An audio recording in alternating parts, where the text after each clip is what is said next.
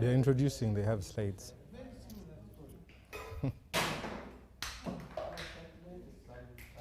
Good evening and welcome to Behind the Headlines. My name is Timothy Nyangweso.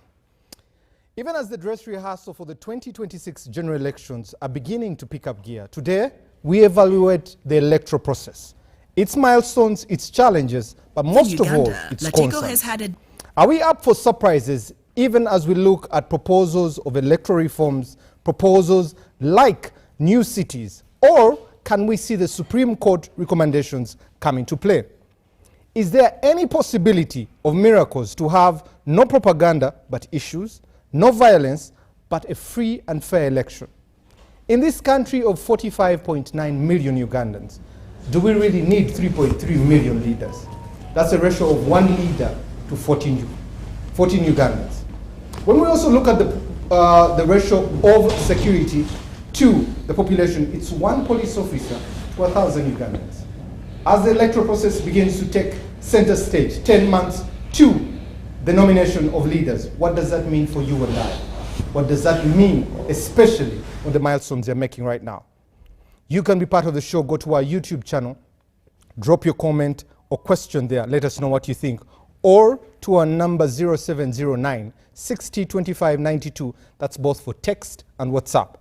Or our X platform, hashtag UBC Behind the Headlines. We'll be reading your messages at the top of the hour and later on towards the end of the show. Before we go any further, let's meet the panel. Maurice Ogenga Latigo is a Ugandan professor, academic and politician. Born in northern Uganda, Latigo has had a distinguished career in both academia and politics. He served as leader of opposition in the Ugandan parliament from 2006 to 2010, representing the Agago North constituency on the ticket of the Forum for Democratic Change, FDC. During his tenure, he played a crucial role in shaping the country's political landscape. Whereas he remains a prominent figure in Ugandan politics and academia, he is also a prominent figure in regaining the past glory of a once food basket region, practicing in both intensive and extensive farming. Dr. Chris Baryomunsi is a Ugandan physician, public health specialist, demographer, and politician. Born and raised in western Uganda, he serves as the Minister for ICT and National Guidance in the Cabinet, a position he has held since 2021. With an impressive educational background, Bachelor of Medicine, Bachelor of Surgery degree from Makerere University, a postgraduate diploma in demography, and a Master of Arts in demography from the same university. He shelved and hung up the white apron in Mulago and joined politics. Today, as a politician, he represents the people of Kinkizi County East, and known for his critical thinking, he has been a strong advocate for various causes, including maternal health and the outlawing of female genital mutilation. Edgar Tabaro is a Ugandan lawyer and partner at the law firm of Kampala Associated Advocates. He has extensive experience in commercial litigation, arbitration, and dispute resolution. He is an advocate of the High Court and a member of the Uganda Law Society. He has represented various high-profile clients, including politicians, business people, and corporations in complex litigation and arbitration matters. He has also advised on various commercial transactions, including mergers and acquisitions, joint ventures, and project finance. In addition to his legal practice, Tabaro has been involved in various high-profile cases, including election petitions and constitutional challenges. He has also been a vocal commentator on legal and political issues in Uganda. He is recognized as one of the leading lawyers in Uganda, and his expertise in commercial litigation and dispute resolution has earned him a reputation as a skilled and effective advocate. Julius Muchunguzi, Head of Public Relations and spokesperson for the Electoral Commission. Before joining the Electoral Commission, he served as the Principal Advisor on Media Relations and Strategic Communications to the Prime Minister. He also headed the Communications Department of the Office of the Prime Minister. His professional background includes working as the Communication Advisor on the Commonwealth Secretariat in London, the UK, and as a Senior Communications Officer at World Vision. Between 2000 and 2006, he taught news writing and reporting at Makerere University. As spokesperson for the Electoral Commission, Julius Muchunguzi brings a wealth of experience in communications and public relations, which is instrumental in ensuring the success of Uganda's future elections.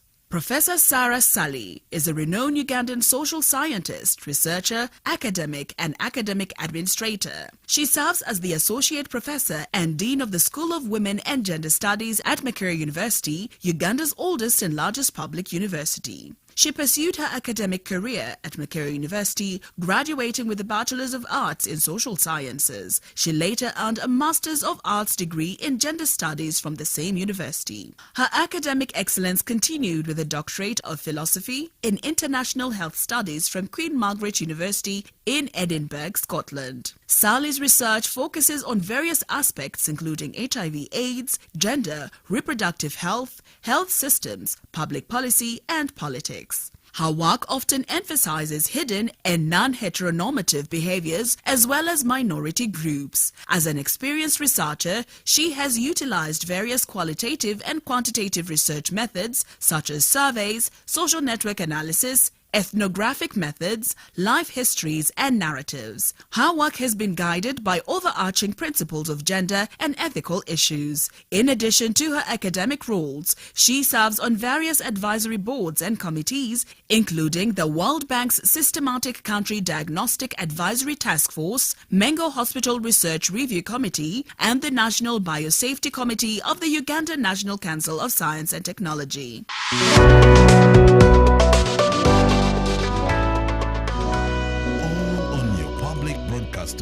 UBC, inspiring Uganda. You have heard the profiles of the wealth of the panel here, and the Honorable Minister is making a concern where we started from, and the picture was showing. But let's jump into it straight away. Electoral activities right now, we're supposed to be having the field demarcations of the constituencies, electoral areas, and reorganizing of polling stations. Reorganizing, creating, merging, that's where the process should be. That was supposed to start in August. Display of constituencies, electoral areas, and polling stations, but also being able to update the register, which is supposed to happen earlier on next year. Gentlemen, you're very welcome. Professor, you're very welcome. Thank you for coming. Julius, in a special way, first time hosting you, first time being here. So in a special way, you're very welcome. So let's put you on the spot first. I think we'll have to allocate him a permanent seat here. Hey. Because for the next how many months? You're already coming here. Since the three on that side are already taken, we shall see about the fourth that is seated in there. Julius, let's start on Right this there show. is a name. I beg your pardon? You shall write his name on the seat.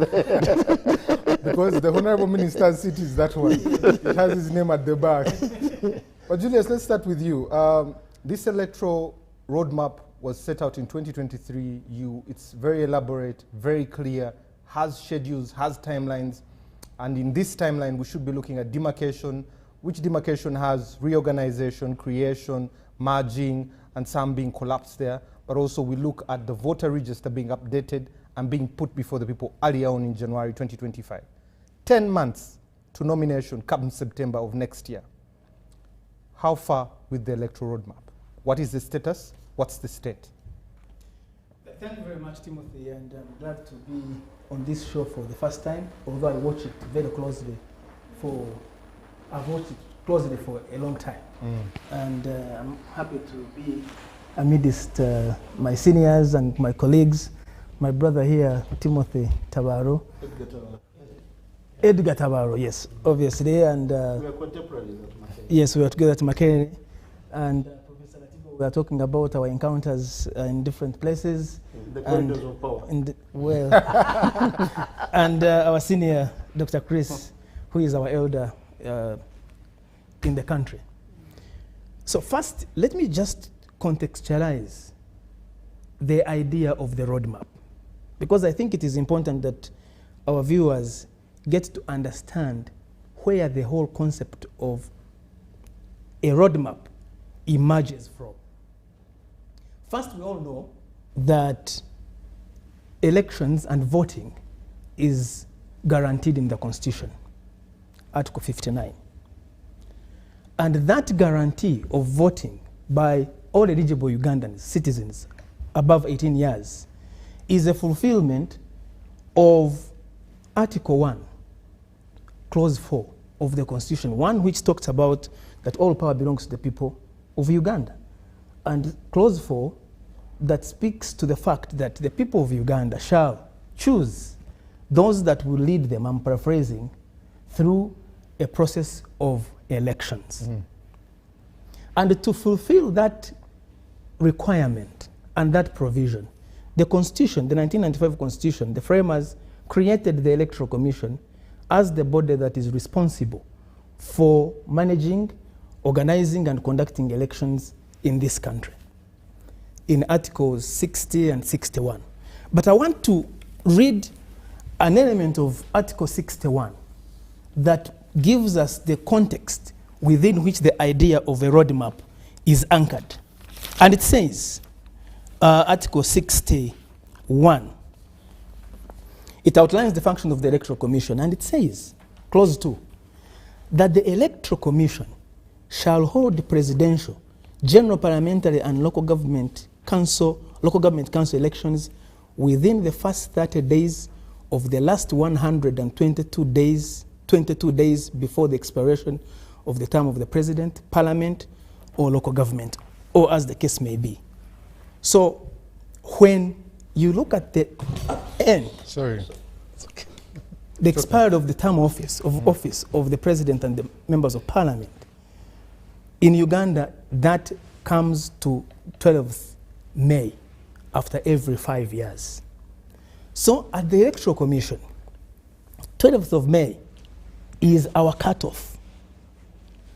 So as the Constitution provides, we must make sure that the elections are conducted in the first 30 days of the last 122 days. And when you calculate, this brings you to dates between in January and Feb. And once those dates have been cleared, the Electoral Commission works backwards to ensure that every element that needs to be in place in the lead up to that cutoff date is put in place, and thus it defines the roadmap. To have a roadmap presupposes, one, that you know your destination, and the destination is defined in the law. Secondly, you must also know the road to have a roadmap. You have not tried Google Maps to exit the road. We don't use Google Maps to determine the roadmap because the law is very clear. So in light of that, the Commission developed the idea of releasing a roadmap that gives people, all the key stakeholders in the electoral process, the opportunity to know what is coming when and what is supposed to be done when. So that's the first purpose. The second one is to enable planning by the key political actors in the electoral process, especially political parties. It gives them a framework within which they are able, to make nominations, to have party primaries, and nominate flag bearers. But the third and perhaps most important is that the roadmap idea enables government to release and plan to release funds that are required to facilitate the conduct of elections. Elections are expensive enterprises. And the roadmap, as was released by the Commission, first in August 2023, and revised and released again in July this year, is phased over 3 years to enable the budgeting to be over 3 financial years, so that, one, you don't seek for funds at once for the conduct of elections in a manner that, one, makes it very difficult to raise those funds, but two, to enable the planning of the phased activities that must happen. Now, the roadmap as we know it is successive. Every element of the electoral roadmap for 2025-2026 general election must be undertaken. There is none that you can remove. There is none that you can skip. They are successive, and each one feeds into the other. You rightly mentioned that we have concluded, or we're in the process of concluding, the demarcation of electoral areas at local government level. I mentioned local government level because the demarcation of constituencies for parliamentary are prescribed by Parliament. Okay? And then the organization of polling stations. Those activities were concluded at the moment. We have received the returns from that exercise, and we will soon be, displaying the outcomes of that process to ensure that if there are any concerns coming from the public, they are brought up. It is important as a very first step on the roadmap, because first the people need to know what seats are available for them to contest for. Number two, the organization of polling stations is significant because between the last election and the forthcoming election, so much has changed. Places that were polling stations may have been built up. There may have been new developments in locations. There may be complaints that were raised about distances to polling stations that need to be put into place. So all that is going to come when we display. Does the polling station have a particular number of people?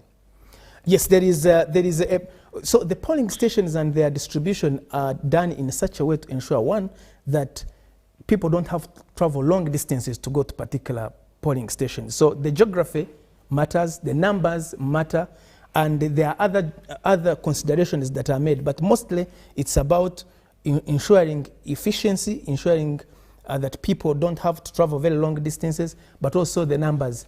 And in most cases, the numbers at a polling station should not be above, like 900 or so. So that's what we've done. But in the last 3 months, we've also undertaken the mapping and identification of persons with disabilities. This just actually concluded about a week ago. It ended on the 13th of November. A very significant exercise that ensures that, one, the country knows, the commission knows where the persons with disabilities are, what type of disabilities they have, and what concerns they have, to ensure that the electoral process is as inclusive as possible, because that is what the law provides. Julius, allow me to jump in there. Yes. The last polling stations were about 34,000. Yes. Your estimate now is 40,000. Correct. When we talk about the three major activities that are supposed to be happening now is demarcation. Correct. 2, recruitment of supervisors at the sub-county. Correct. And 3, January, the update of the register. Yes. How far with that, and will you be able to meet your milestones? As we speak today, across the country, there are interviews for those election officials that the Electoral Commission is recruiting. It's underway. Plans already are underway for the various procurement that need to be in place. Plans are also underway to ensure that these new staff that will be recruited are trained.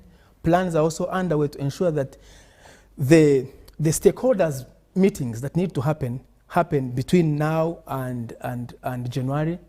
So I can say without any fear of contradiction that the Commission is on course to go into the next critical phase of the roadmap, which is the update of the National Voters Register in January.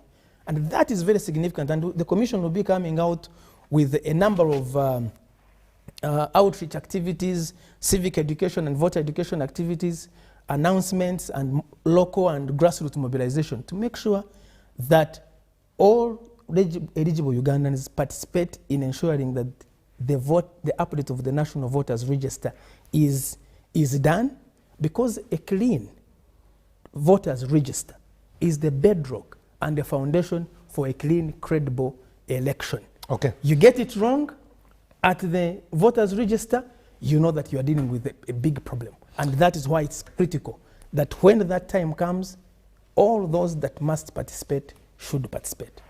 And you say you estimate about 22 million Ugandans there. Before I come to the Honorable Minister, is there a possibility, let me come back to you on that one, let me go to the Honorable Minister.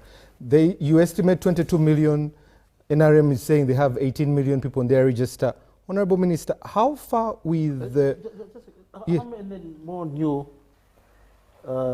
registered, okay, well, we can't talk of registered, but how many new voters are you expecting?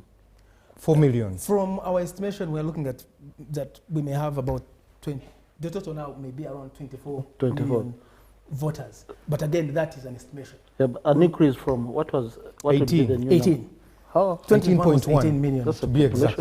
Explosion. Allow me to come to the Honorable Minister. Honorable Minister, Unfortunately, there's a demographer. there has been proposals by the Honorable Minister of Justice, Norbert Mao, about electoral reforms.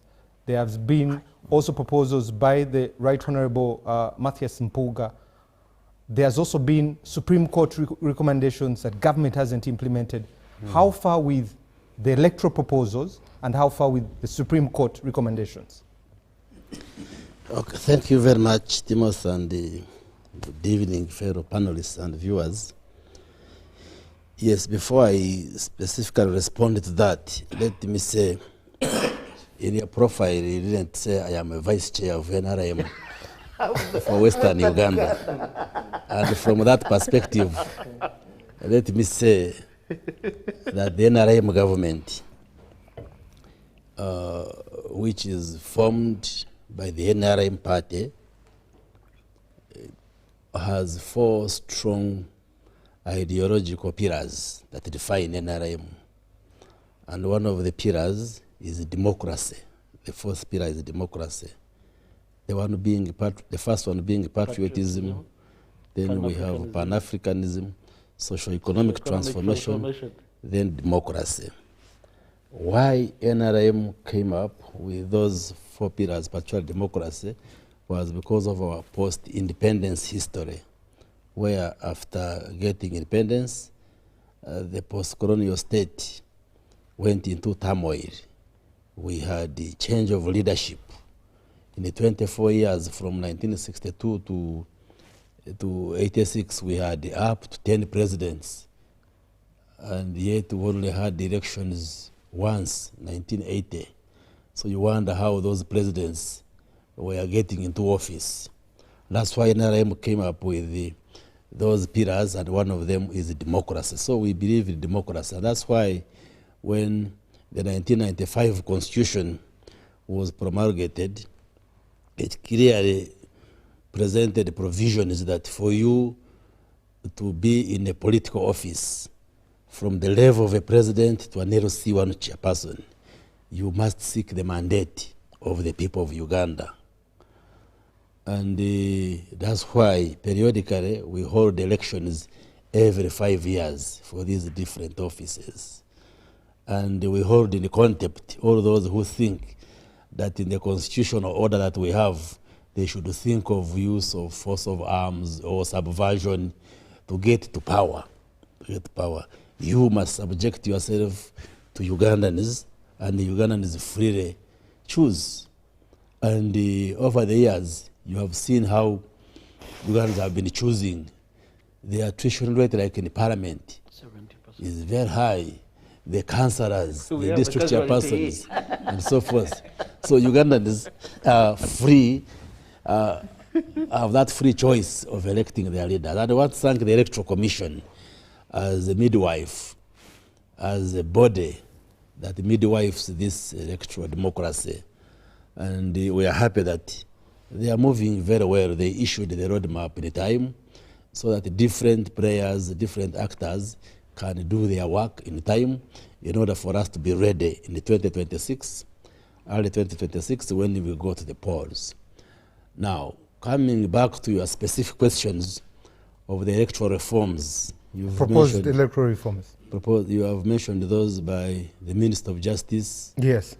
Then the Honorable Mpuga, and then you said the Supreme Court declarations. Yes. In 2016. Let me start with the Minister of Justice. I think the Minister of Justice spoke prematurely because those proposals he spoke about are not before Cabinet, are not before Parliament. So as far as I'm concerned, maybe those are internal consultations within his ministry, but they have not been brought to Cabinet and then Parliament for us to process. So they are not before government, and I cannot speak about them. Now, the ones by the Honorable Mpuga, yes, as a member of Parliament, you can have opinions, you can actually even bring a private member's bill in the House, in the Parliament. I am not very sure whether he has tabled any motion in the Parliament, but he just spoke publicly that he wants to bring proposals. But he has a right under the Constitution, under the law, under the rules of procedure of Parliament, to bring his proposals on the floor of Parliament, either as an amendment to the existing laws or as standalone bills of Parliament, but I have not heard him table anything in Parliament. So those also, I cannot authoritatively comment on them because they are just proposals in the air, written in the pencil. Now, regarding the declarations by court, yes, the Right Honorable Amama Mbabas went to court as a presidential candidate after losing elections in 2016 and raised a number of matters. Contesting the election. Yes? After? Contesting the Yes, contesting the results of the presidential elections in 2016. And indeed, the Supreme Court made a number of declarations, some of which have already been handled through the Majez Bill of 2017, when we handled the presidential age limit. The challenge was that Ugandans were just focusing on the age limit, but that bill, if you recall, had many other proposals which we passed as Parliament. For instance, some of the concerns of the Right Honorable Mbabas was saying, as a person who had participated in the presidential election, the time was very little for him to gather evidence and submit them to court, and for court to determine that the time was very short. And then he was also saying, in an event that court overturns presidential elections results, the time provided between when you can organize fresh elections and when the president is sworn in is practically very complex, very difficult. Only that we had not had such a situation, but I was saying, if such a situation arises, then you can easily go into a crisis.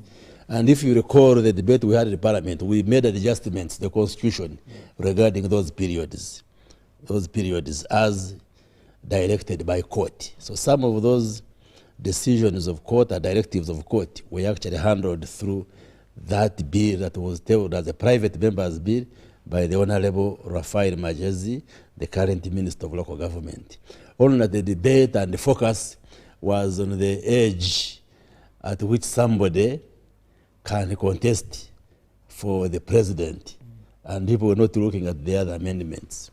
So the question now... Allow me jump in. Yes.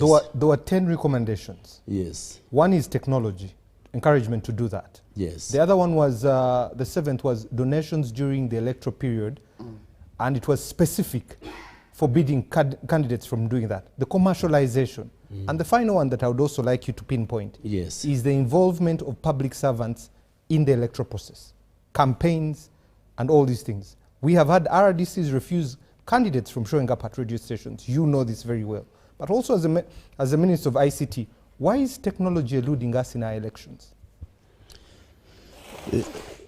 Well, the law currently as it is, it says the Electoral Commission may use technology, especially for biometrics, to identify voters. Yes, some of those recommendations by court were not considered in that bill, private members' bill. We have had discussions, yes, in cabinet, in the government, in the general terms like commercialization of politics and a number of others. But that as it may, it does not stop the Electoral Commission from conducting free and fair elections. Those were recommendations of court. One of the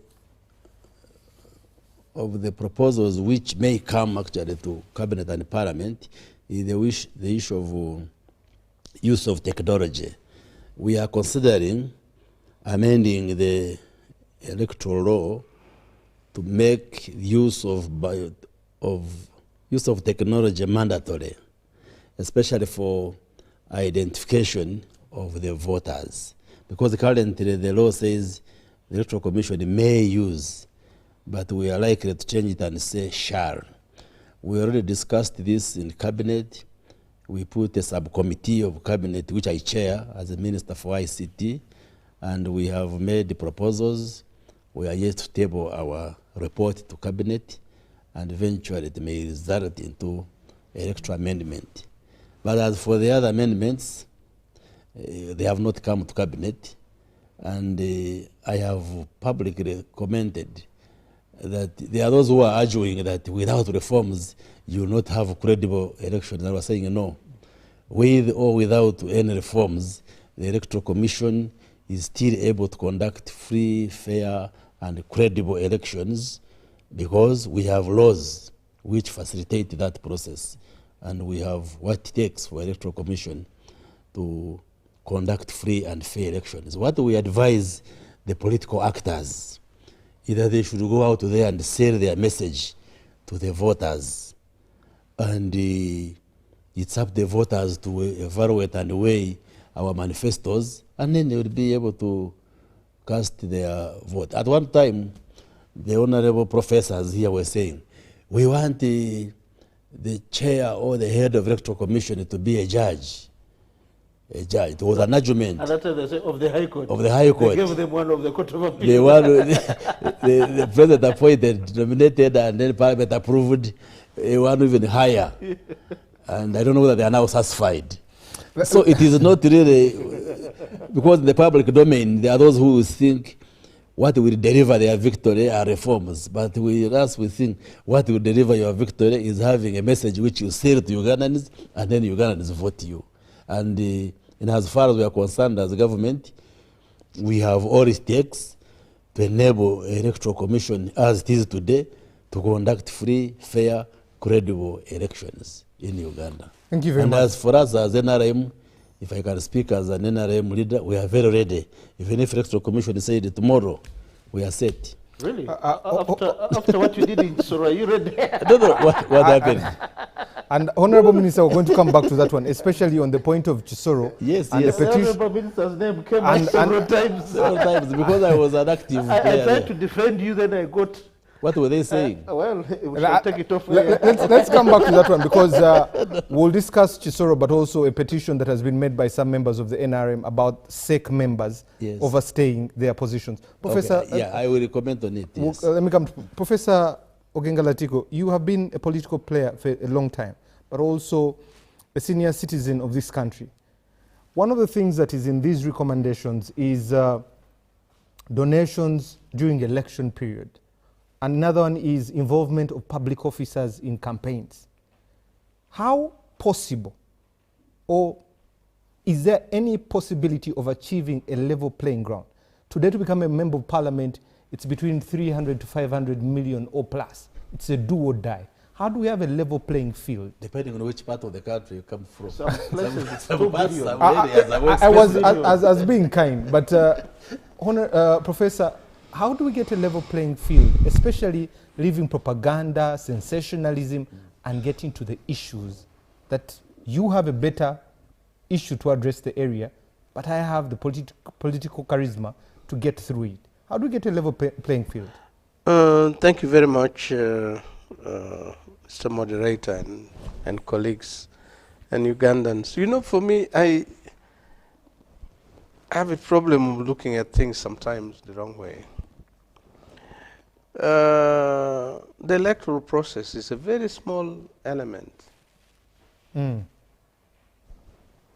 of the political issues of our country. And regardless of how efficiently they run it, if the politics is as it is now, where being in opposition is enmity, where views that are actually valid for the country, if it doesn't come from the ruling party, it must not be implemented. And perception is so crucial in human behavior. How Ugandans perceive the leadership of the NRM and the duration that they have been in power and the changes that you were referring to in the Constitution, they fundamentally undermined the spirit with which Ugandans sat down and came out with the 1995 Constitution. And I some time ago wrote an article on elections. Elections, once you put an election as free and fair, there's a problem. Because free is an objective criteria. You can define it. Fair is a sentimental criteria. It's relative. So it would be fair to who? If it is not free. And so we miss the focus. And so when we talk about reforms, we must ask ourselves, it's not about time frame. Have the Electoral Commission been conducting elections that are genuinely free? I was, for many years, election observer for the African Union.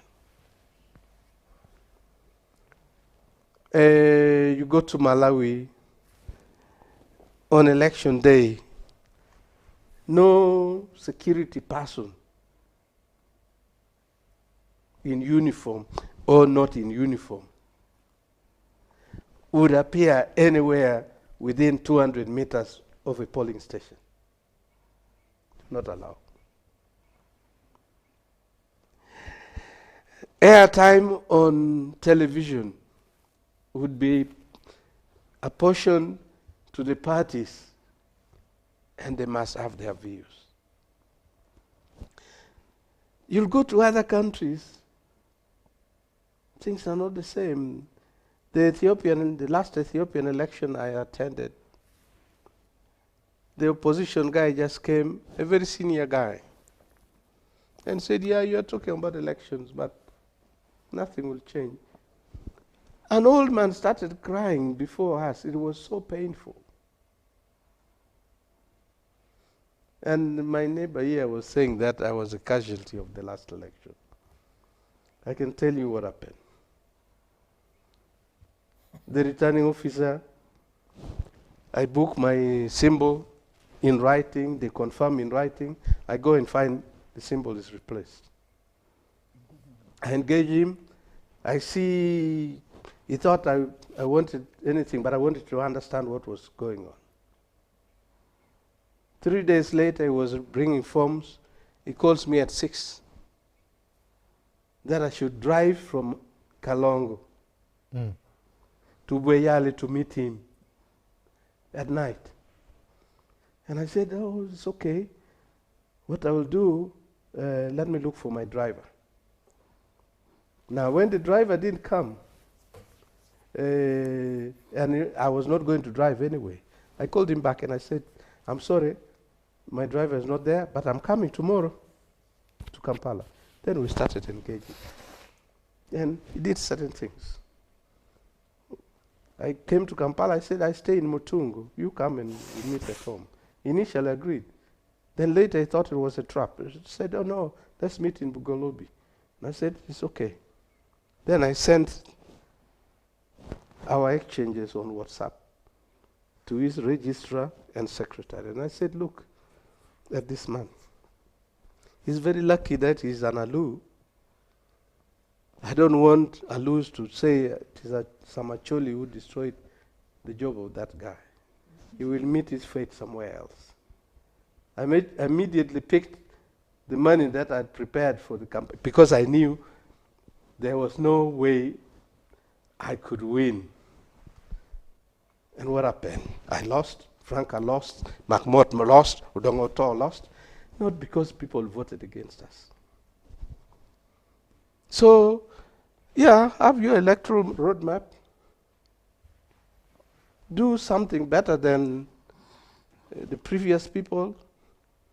The only election that the Electoral Commission distinguished itself was that of a cowboy. And I was involved in the Semugere campaign. 96? Yes. So Semogere lost fairly. No, yeah, no, he lost fairly in one sense, I can explain. But what happened? We didn't have time. Akaboy hired a plane.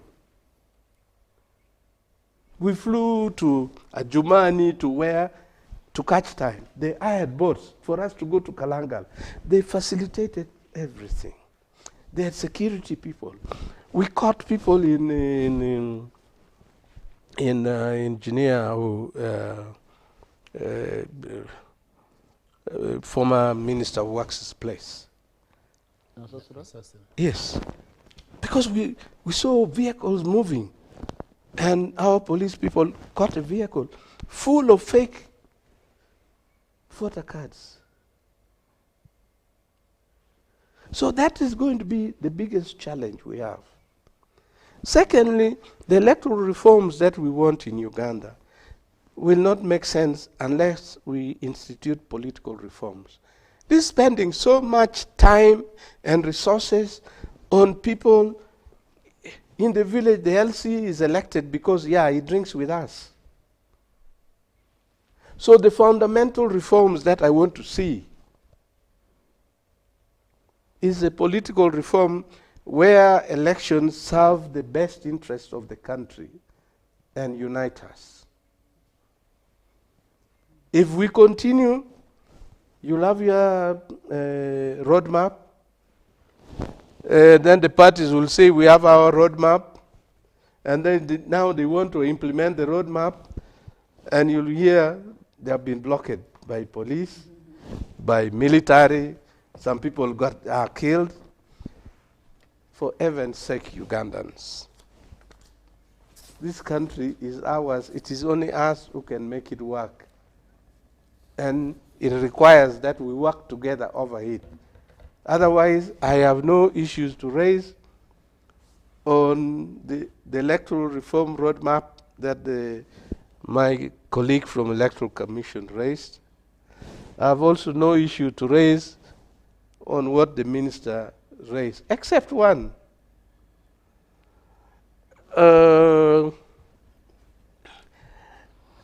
You see, the problem of Matthias Mpuga shows in that he's a party member. When you want legislation in the House and you're in a multi-party dispensation, you don't bring things on the floor of the House on your own. You bring it in party organs. Once it is approved, then the party will mandate you people in parliament to bring. His party has a compound fracture. Professor, Well, you said something. It's more of a malignant growth. Professor, The fracture itself can. Edgar, let's come back to the conversation. You talked about political reforms. What suggestions would you make? The political reforms, first, well, actually, what we need is something that will allow for a smooth transition That is now the biggest subject. from President Museveni and the NRM to the next set of leadership in Uganda, whether somebody an NRM or whatever. That is the ever-present challenge for this country. And until all these we are discussing are really side shows. until we deal until we deal with those, please, Ugandans, the future is not secure. But we can secure it. Very concerning statements. Edgar, let me come to you. You attest to the same that Professor is talking about, especially in the question of transition, but let me marry it with some of the anomalies that happened in 2021. Political violence, electoral violence has been growing with each electoral cycle, maybe worsened in 2021. When we talk we've had election violence in Uganda since 1961. That's true. The only maybe violent free election we had, probably the one of 1989 for the NRC, because there was not much of contention. UPC, the old man in Lusaka, had directed his party members not to participate. DP was in cohabitation with the NRM, cohabitation or in a marriage of convenience with the NRM.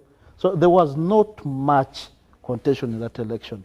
1994, the CA elections, the fishers returned.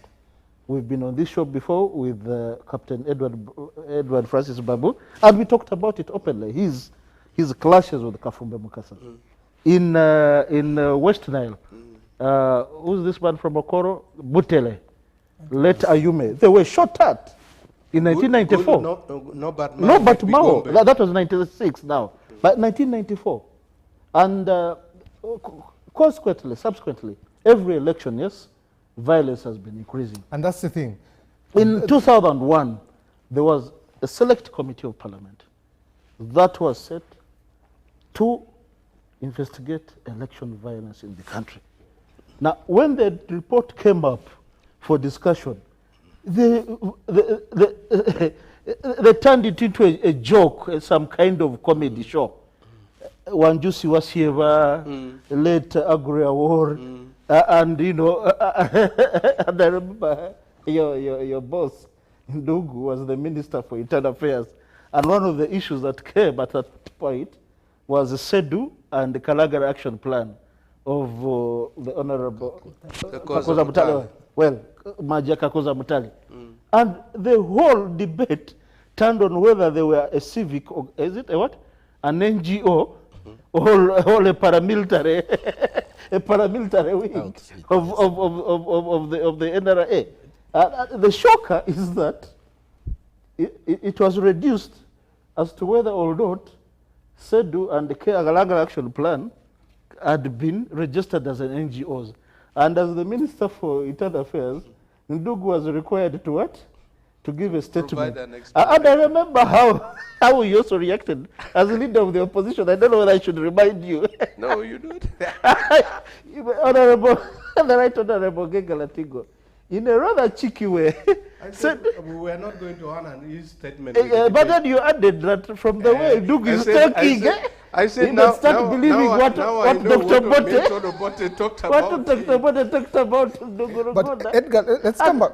And I wish, often I'll tell you what Dr. Bote said of let's come back to that one. Let me come back to that one. Two anomalies happened in the last 5 electoral cycles. One is the electoral violence that seems to be on increment on each electoral cycle. Two is the alleged voter staffing, vote rigging, and one of the reports that showed 400 polling stations in southwestern Uganda, 29 districts which have Kazo, Chiruhura, majorly Isinjiro. Are those in southwestern Uganda? No. Okay, western Uganda. Southwest Uganda is where these two come from. To a point where the Electoral Commission decided to annul some of the votes that came from 100% turn up. This 100% plus turn up, but these two elements that are anomalies, voter election. That's what I want to address. How do we deal with them? I was giving a background. Is the question for me? It's for you. I was giving a background that democratization is a process. It's not an event. And democratization can only be deepened by the participants. If the participants are not inculcated in the culture of democratization, we are not going to make any headway. So an election is only as good as the participants. And one thing I'd like to bring to the attention or to the fore is that I know not of an election in Uganda where a candidate has drafted a victory speech and a concession speech. In mature democracies, that's the minimum you expect from the incumbent and those who are contesting against the incumbent. Now, in the case of Uganda, when you hear the sentiments that people put out when we are going for an election, it gives you the impetus and the tempo of what is bound to happen. I don't want to repeat some of the statements on the public television. Our political head is seated right here with us on the panel, and we are supposed to present the broad views, but also more importantly, have national security at the interest of national security at the heart of our discussions here. But quite frankly, if we have politicians who have made it very clear that they are going to use extra constitutional means to access power, and that the election is only a means of getting to what they want to do. There's not much we can expect from that. My friend Ndugu Muchunguzi, all the way from Kabale, who has no Ruchiga. Oh well, you've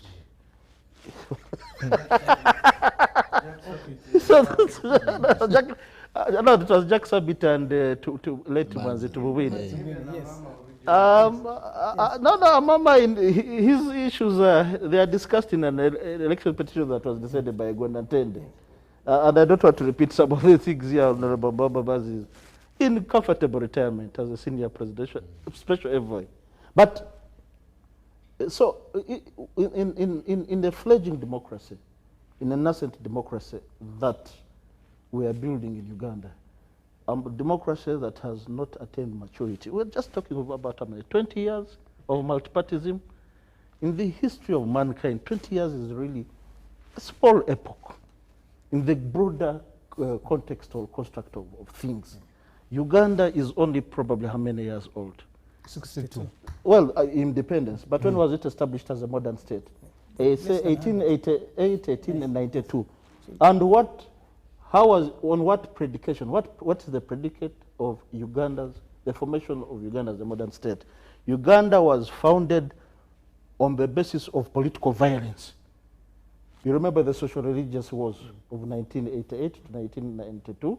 Remember 18. Captain Rugard? Yeah. 1888 and 1892.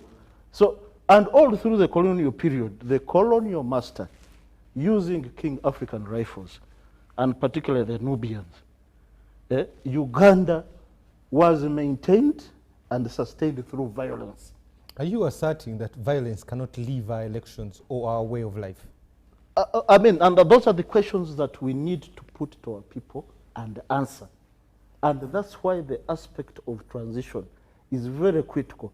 Unless that is answered, all the rest are side shows. Because an election in Uganda is turning into a matter of life and death. And the people are ready to put out their lives for death. And when it comes to that, level, I can assure you everywhere I've interacted with security forces, not just in Uganda, even the developed democracies, when they send their people out for war, whenever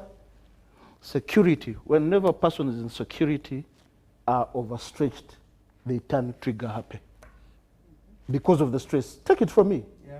Well, throughout the world, you've seen when the Americans in the Middle East, in Iraq, they turn trigger happy. Okay. Thank you, Edgar. Let me bring in Professor. Professor, this roadmap, 2023 reforms, adjustments or amendments made this year in July 2024, when you look in hindsight, because the past will inform our future, 2021 elections, are there any learnings that can help us improve 2026, regardless of the electoral roadmap? Thank you very much, Timothy, and good evening, our viewers. Yeah, so I think there have been some learnings, but like members have raised here before, it's how ready are we to take them on board? How ready are we to implement them? And of course, we heard from Honorable Chris Bariomunsi that whether there are reforms or no reforms, the elections will occur and they will deliver the result. I imagine it's like, probably it's good to have electoral reforms, but whether we are at the level of reforms or not, we shall still, I think it was the Electoral Commission.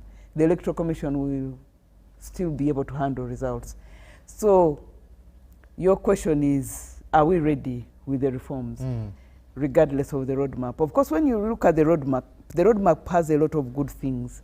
And I imagine these good things came from the suggestions of what went wrong in the previous elections. Some of these have arisen because of the reflections of the Electoral Commission. Some of these have arisen because the Electoral Commission has been in consultation. I mean, there have always been, at least for us in Makere, once in a while, the director of the Electoral Commission comes and these conversations are held. So on several fora and several seminars in Makere, he has talked about people should go out and register when the time, so it is his way of doing, I think, like civic education without calling it that. So the electoral reforms, or the need for electoral reforms, has arisen out of gaps people saw in the previous elections. So it is then very important that even as we release the roadmap, maybe the reforms should also have come together. But what we are seeing now, of course, is the roadmap is out and it looks very good. But some of the things are not captured there.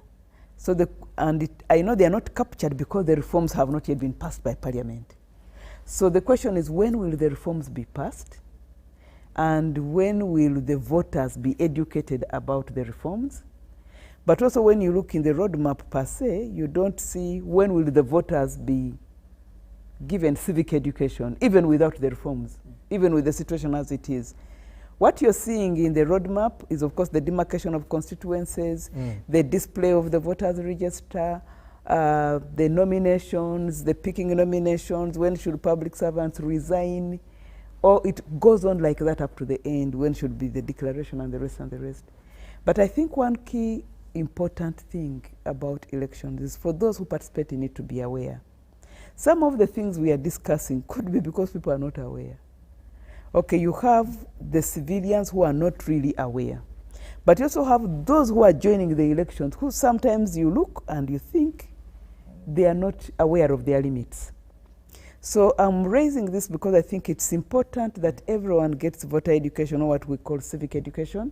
It normally comes very, very late, like 3 months to an election. And it's normal about how the ballot paper is going to look like. How do you tick? Do you put a thumbprint or don't you put a thumbprint?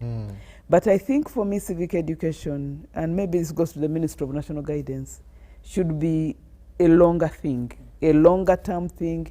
It should have started like now. Concurrently, yeah. So, but these two processes seem to be moving separate. So you wonder, when will that occur? Then you look at some of these things, you know, like there are some things which have been suggested in the past, which would be very important for this election. How do people in prisons get to vote? How do people in the diaspora get to vote? But of course, those require reforms. Reforms need parliamentary sittings. We have not even gotten there. And I think it is Honorable Mao's reforms which try to capture a bit of that. But we are now being told they're a little bit premature. So you don't know when they will be competently presented. He spoke prematurely. Pardon? I'm saying he spoke prematurely because government has not considered them. So the reforms are ready, but the speaking or the declaration of them is early. Probably also they were released in the wrong forum. Maybe they should have been taken through how everything in Parliament, Cabinet, whatever reaches them, because even basic policies and basic bills go through certificate of financial understanding, and they are dealt with at the sector, then they are taken by the sector minister into cabinet, cabinet passes them, then they go into Parliament. So now the public has these two sets of reforms. And so they're going to be demanding for the reforms based on what they're reading in media. And also the mere fact that a minister of justice is not a small person in a country. So maybe Honorable Mpuga is just an MP. You can think, you can debate. But when things are released by the Minister of Justice, it's a very important matter. So the roadmap is good for what it is. But it can only be good if the people who are going to participate in the processes know what their rights are, know what the obligations are, know what their limits are. And we've been talking about how Uganda went democratic, especially after the NRM. But also, and someone here said before, that democracy is not an event. It is a whole culture. It is a whole discussion. It should be a daily engagement we have. And some of the artifacts of democracy, some of the processes that help us to be democratic are things like that. It is civic education, it's voter education, it's information of what we can do and what we cannot do. Without that, actually people are just going to be violent. Because as you have seen, I think in our economy, one of the things which is growing very fast is the politics. And sometimes this politics comes with financial inducements. The young men and women, especially the young men in the villages, are going to always ally with the camp which looks like it has resources, which looks like it has money. The political economy of things should not be ignored.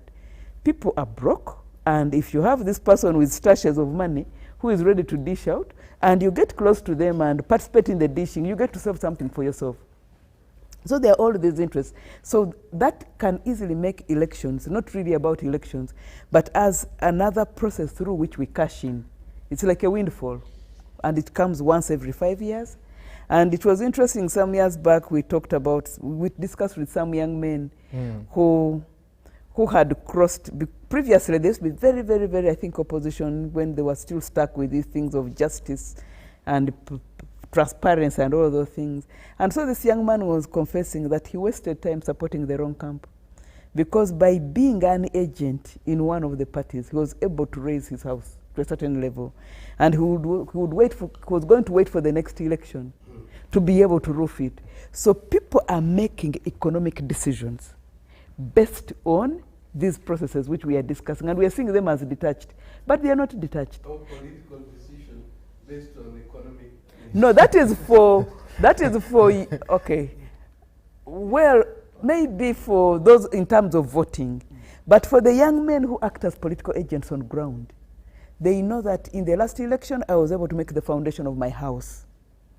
The next election should help me put it up to the wall plate. And the next one should help me to roof. So in deciding who you ally with in that election, you're not even just looking at party colors. You're looking at which individual has the best number of resources. If everyone here is in the NRM and only one is a minister, people will ally with that one because there might be more money than this one here who is very NRM but doesn't have. Ministers are poor. Julius, allow me to take a break, and I come back to you there. But I had a Yes, Professor, please. So in conclusion, back to your question, it is possible, I think, the roadmap looks good, and if followed, it is possible to have free and fair elections, but there are many things that have to come to buttress that process. Otherwise, it will just be another list of things which have to be done at a particular time, and of course, you know, Minister of Finance will tell you don't have the money. So like we've already missed some of the milestones. So if we are not careful, we are going to miss all these milestones except the one of nomination, resignation, voting, and voter tallying. By the way, the last thing also good I hadn't touched, but maybe we can touch later, is people have this belief, because some research was done and people said they believed more the results at the polling station and not at the tally center. Maybe this also will touch in with your discussion of digitization of elections. Okay. In a country or in a context where we don't have much infrastructure in terms of electricity and internet to support the process. Yeah. And we'll come back to internet because the minister is here Yes, to he's explain around. the internet there for us. Julius, a quick comment so that I can read some messages and we take a break. No, the comment I wanted to make is I will later tell you that the machines we shall use can work offline. the point I wanted to make is the message that the chairperson of the Electoral Commission, Justice Blabakama Mugenyi, has always been emphasizing in his outreaches with young people at universities and schools and elsewhere, that a free, fair, credible and transparent election is not a responsibility of the Electoral Commission alone.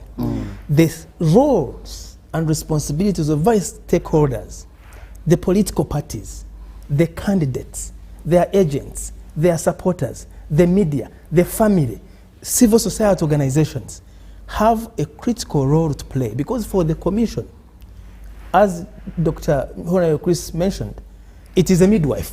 But there are people who are responsible for the pregnancy, there are people who are responsible for raising this child. And immunization. If you, and as we say that the Electoral Commission is a reflex of a political process of enabling Ugandans to choose their leaders. If you have actors who refuse to play by the rules, who act illegally, who do not treat each other with respect, who, you know, use any means to the end, then however good the referee is, if the actors on the football pitch do not accept the rules, do not play by the rules, play the game of defiance and say, I'll do what I want, then you have a problem. And therefore, the call on all actors, the call on all stakeholders is act according to the law, follow the guidelines, respect each other. And if we collectively work together, it's possible and we are able to deliver a free, fair and credible election which all the actors will be proud of. Before we take a break, let me read some of this feedback. Thank you, Timothy. Uganda shall never have a free and fair election where the judge is appointed by the candidate.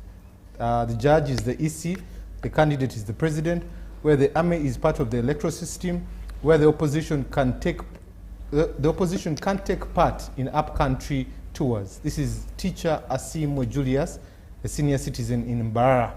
Okay? Good evening, Timothy. Thank you for the show. I would like to ask the Electoral Commission spokesperson, what measures are the EC taking to address the issue of delayed civic education, which is crucial to empowering the citizens to make informed decisions during elections? A mandate for them in Article 61 of the Constitution of the Republic. I am Sir Grace Mwesigwa, watching from Ginger. Thank you. Thank you for the show. Okay, thank you. I request to be more enlightened on the electoral roadmap. We shall be doing that and even more. Good evening. I admire the discussion of the electoral roadmap. A path to free and fair elections. I am taken aback to Uganda's elections, which have not been fair. You cannot have free and fair elections when candidates are barred from freely campaigning. What is the Electoral Commission going to do to guarantee the safety of the candidates? Thank you for thank you. I'm watching from Kenya. Thank you for watching. Finally, this is quite lengthy, but let me try to find the parts of it. Uganda suffers a policy disaster and failure of policy implementation. The so-called electoral roadmap is introduced. The roadmap is a 2025-2026, may be on paper, but red herring. This is one of the reasons why the NRM could register a win in Kisoro. You can win when there's a tourist road and tourist attractions. These are done by the NRM. Electoral violence, corruption displayed in primaries. These create division. The bottom line is Uganda needs to reorganize its planners, its implementers for correct electoral policies, economic policies through restructuring of high institutions, police, justice system, political goodwill thereafter. This is Haguma Ivan. Okay, let's take a quick break, and when we come back from that break, we'll be giving solutions, but also looking further into some of the challenges that we have with our elections. This and more after this break.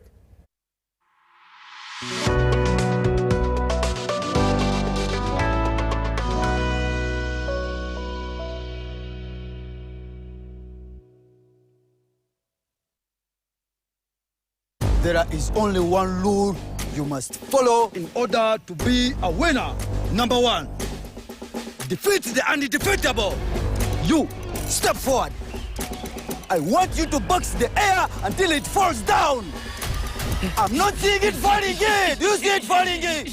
Box, winning is hard, but with MTN Momo, it's easy. Simply pay or shop with Momo for a chance to win mobile money every day. Use the Momo app or dial *165*3#.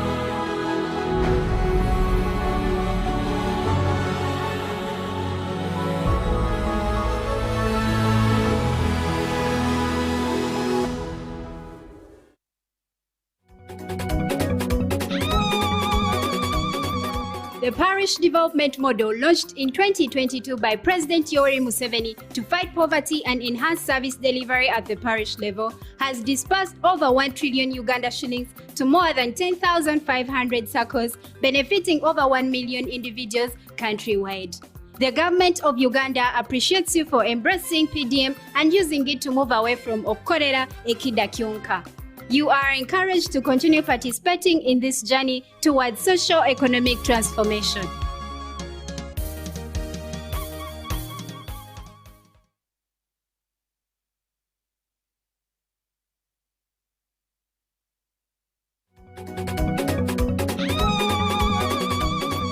The parish development model launched in 2022 by President Yoweri Museveni to fight poverty and enhance service delivery at the parish level has disbursed over 1 trillion Uganda shillings to more than 10,500 circles, benefiting over 1 million individuals countrywide.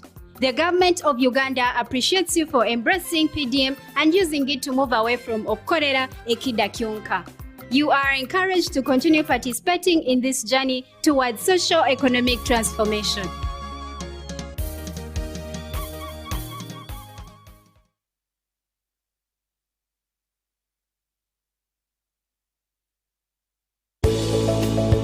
Parish Development Model meno misegese madongo mulukin ma Uganda ma President Yoweri Museveni owuodho i oro gana ariyo gi piero ariyo gariyo gatonga malwenyo gi chandi kod imedo yiko ngeri matich pa government tundori dhano ma piny chako gi muluka otieko dhiro pesa silingi trillion achiel thoni aboro abich risakos makalo gana 10,500 to ji milion achiel gana piero adek gariyo gi mia achiel gi piero aboro gadek tho ka Uganda gi pi jonwang'o pesa madongruok gine. Government ma Uganda fuoyo wini rojolo chan ma Parish Development Model to wi oro makwanyruok woko inyaka tishiri ich kende mung'ere tek ni okukolera e chidanchonka. Onyo igo kukuri jopiny medo riwruok i wuoth me makelo wirruok maber ithenge mating'o malo lim kod ikuopa ji. Wach me okelere rin kod Government Citizen Interaction Center, State House.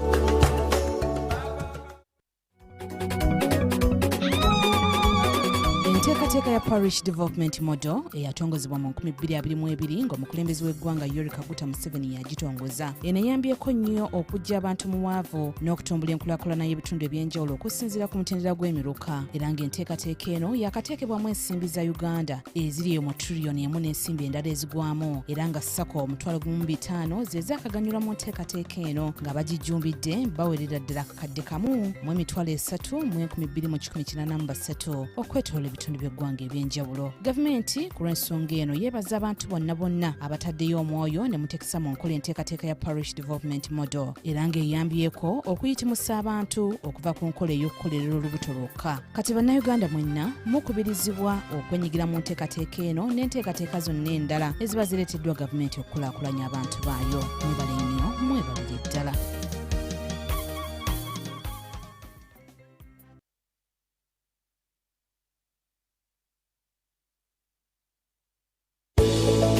Inengaharengehe ya Parish Development Model PDM yasimamisibwawo mu mwiko kw'ebikano 2012 ni President Museveni khusolanisa mu butambi ni khulosela khutapusa bibindu bikali mu miruka yayengisibwamo kamapesi silingi trillion sikano sitwela kamakhumi 45 kakaabirisibwa mu matulisako kumukanda mutwela ni bitondo birano katapusibwa khu bandu babola ifuma ndwela kimikanda kitaru bikano bibili sitondo sitwela kamakhumi papataru mwinambo. Government ya Uganda ekhusima khulwe khukhwakanira PDM ni khukiyetsa khura khusye khurambira inda yonyene. Babandu balombebwa khukhuyambira mu nekaharenga bubakhobo okhutapusibwakho ni ba Government Citizen Interaction Center, State House.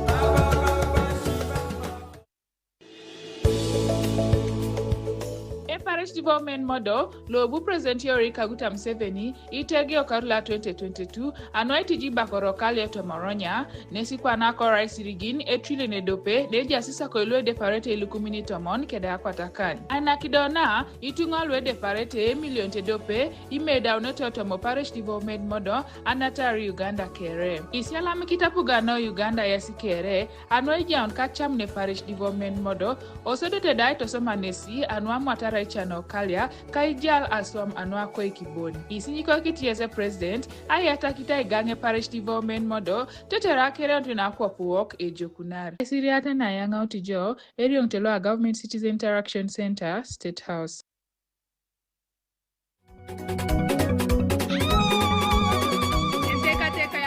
Development Model eyatandikirweho mwebembezi w'ihanga Yoweri Kaguta Museveni omwaka ogw'2022 okurwanisa obworo n'okutungura obuhereza obwerukukorera aha rurengo rw'omuruka obwa hati yahire sente ezirikurenga mu bihumbi 10 obonezigabira sako zirikuhingura omutwaro gumwe eki kigasira abantu miliyoni 1 omwihanga lyona. Government ya Uganda nebasima mwena ahabo kwejumbira omunkoreji eya PDM no kugikoresa omukwetungura mukarga omukorra okurya konka kandi numuhigwa kugumizamu omurugendo orwentungu. Obutumwa obu nubareterwa ekitongore kya Government Citizen Interaction Center, State House.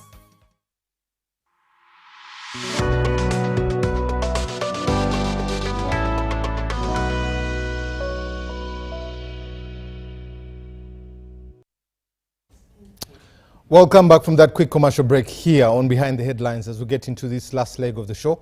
My name is Timothy Nyangweso. In the studio, I'm joined by Professor Sarah Sali, Julius Muchunguzi, who is the head of public relations at the Electoral Commission and the spokesperson, Council Edgar Tabaro, and Senior Right Honorable Professor Maurice Ogenga Latigo, and the Minister in charge of ICT and National Guidance, Vice Chairperson, Western Region, for NRM.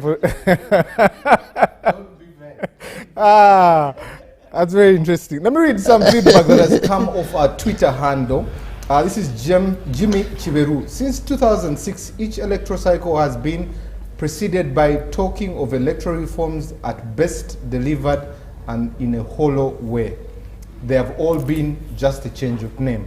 It's been a consistent recommendation by observers, yet the presidential contestants still appoints the Electoral Commission.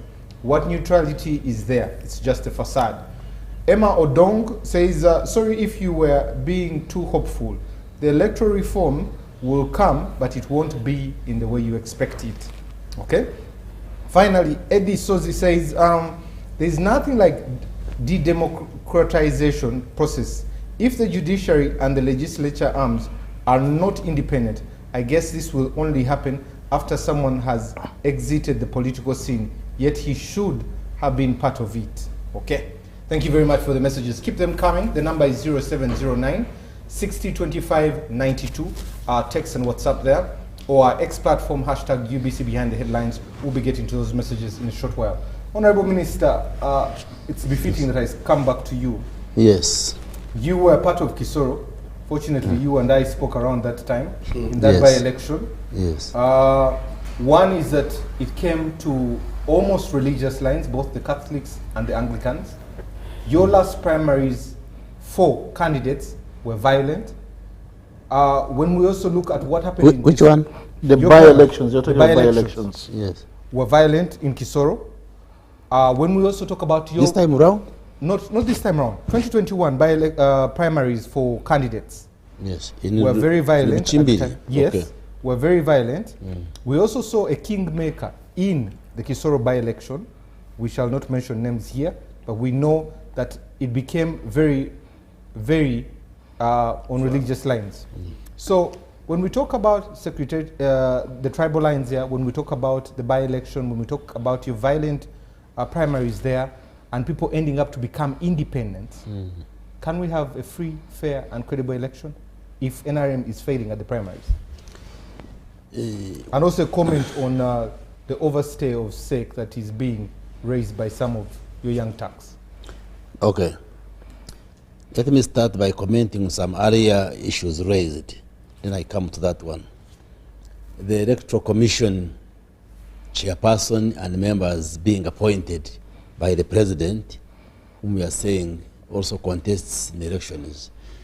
That's what the law provides, but I just want to remind the viewers that yes, the president nominates the members and then they are vetted by parliament.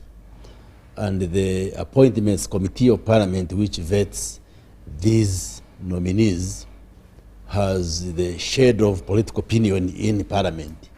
Chaired by the speaker, by the leader of opposition is a member, the opposition is well represented, the independents, and therefore parliament can actually refuse the nomination, can reject the nomination from the president. So there are those checks and balances, and I do not see where that one, for instance, favors the president.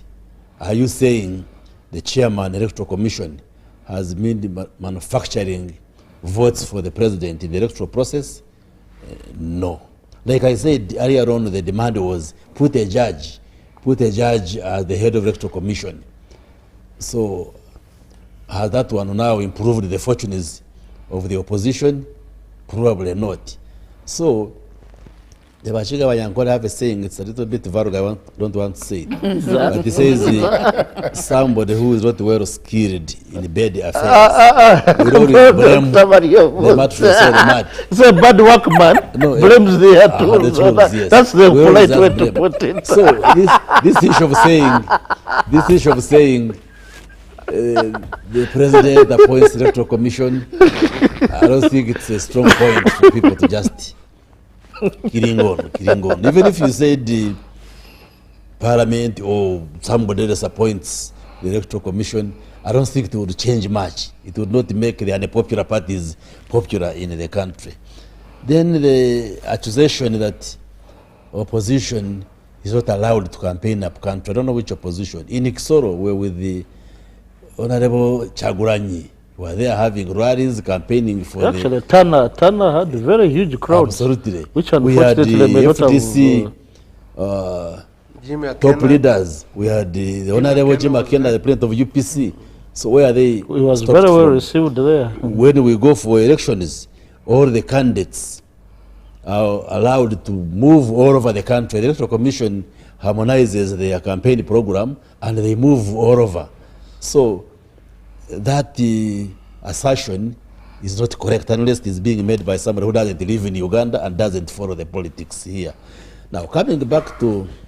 But Honorable, you mentioned that part of opposition not moving. Honorable Chaguranyi has been stopped from traversing the country. That's one.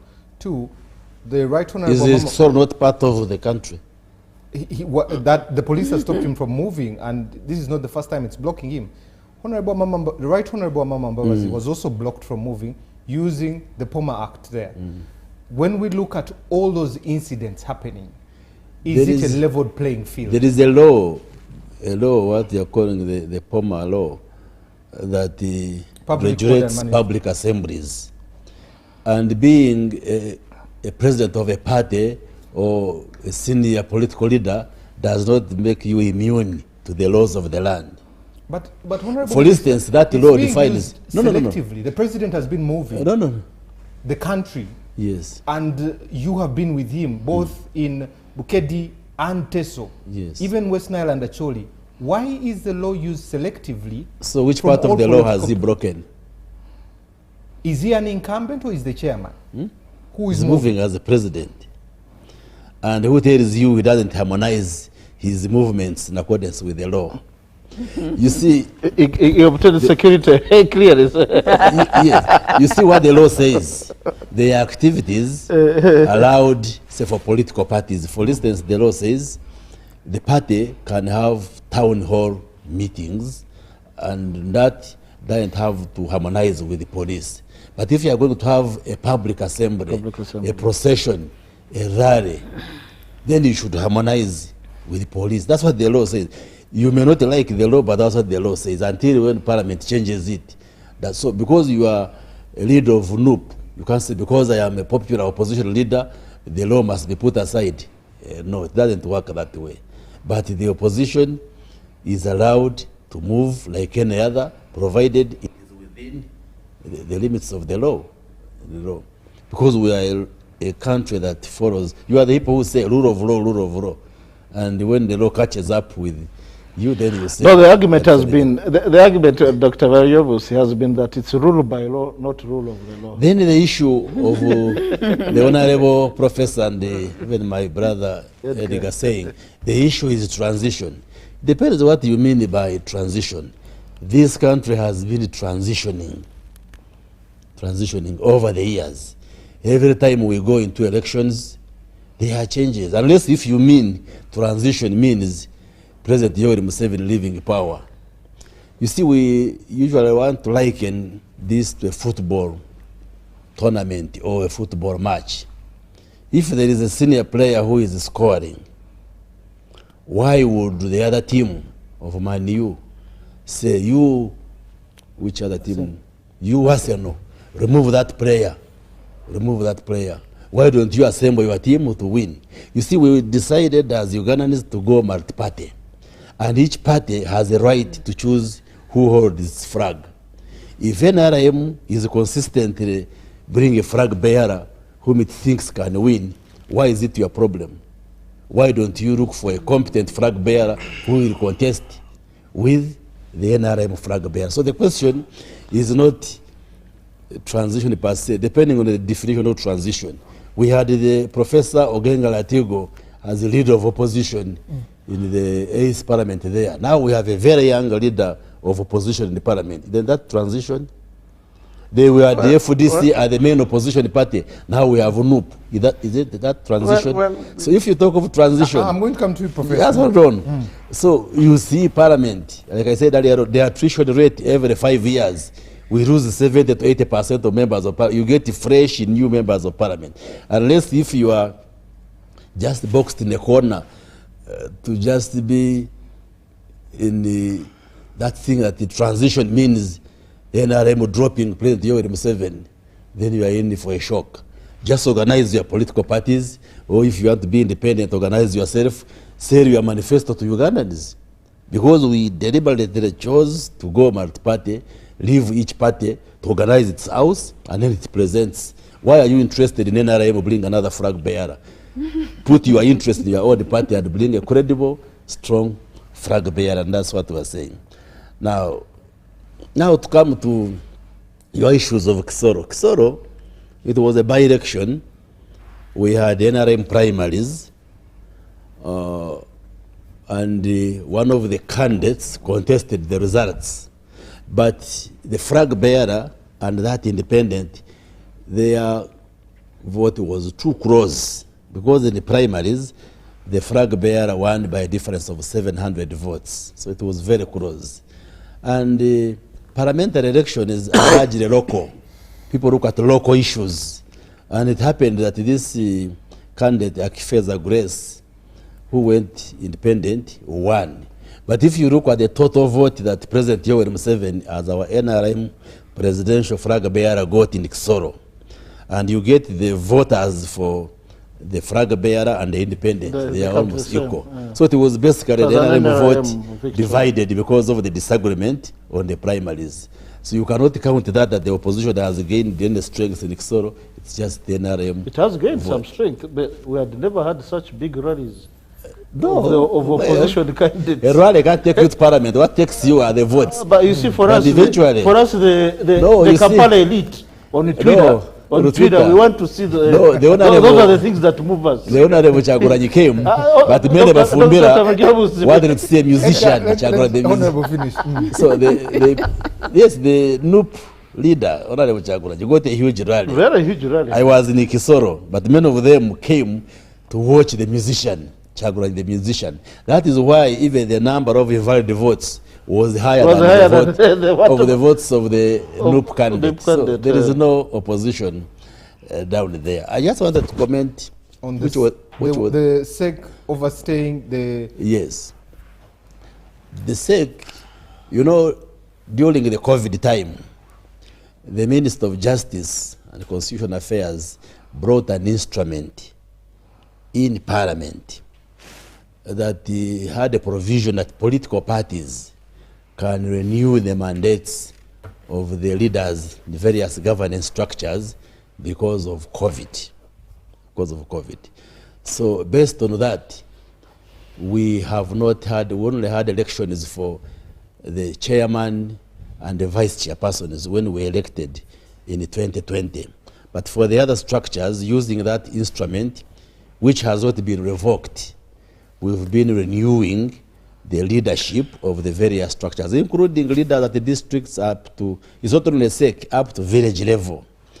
And we decided not to go into elections because we are implementing the manifesto.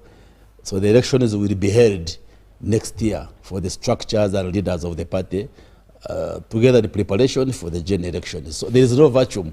So legally, and somebody had gone to court to challenge NRM, and you saw the court verdict. The judge said, you go and form your own political party if you think NRM is slow for you. That was the judge. So there is no vacuum, and the NRM... Because the person who went to court was stupid. Because what has the court got to do with you belonging to the political party? Absolutely. Yeah.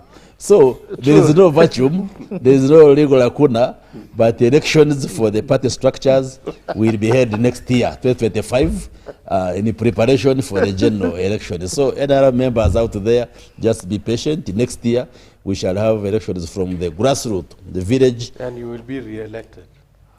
May God hear your words. Let me come to the professor. And then we shall elect from village up to SEC, Central Executive Committee, the top level, and then we also elect the flag bearer for the presidential candidate. Yes. I wish you people had interacted with Dr. Musi. Yes. The doctor, not the politician. Well, I am the same. Gentlemen, let me engage Professor Latigo. Professor, I know you have read a book by his your namesake, Otunu Latigo, wrote Political Violence and the Crisis of Legitimacy in Uganda. Yeah. Quite a number of years there. Yeah. The question of legitimacy in this country, in tandem with elections, but also the question of transition that you have mentioned, is that the biggest question in the room or the conversation we need to have? Yes. And why? It is very simple. Chris has a beautiful description of the NRM and its politics. But the NRM has been in power for 40 years. Just go walk out here, look at the roads. Go out in the villages and see the poverty.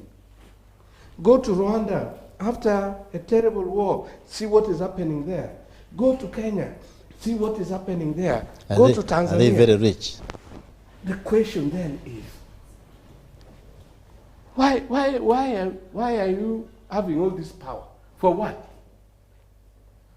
What is the greatness in being in power if you cannot do the things that makes this country what it ought to be?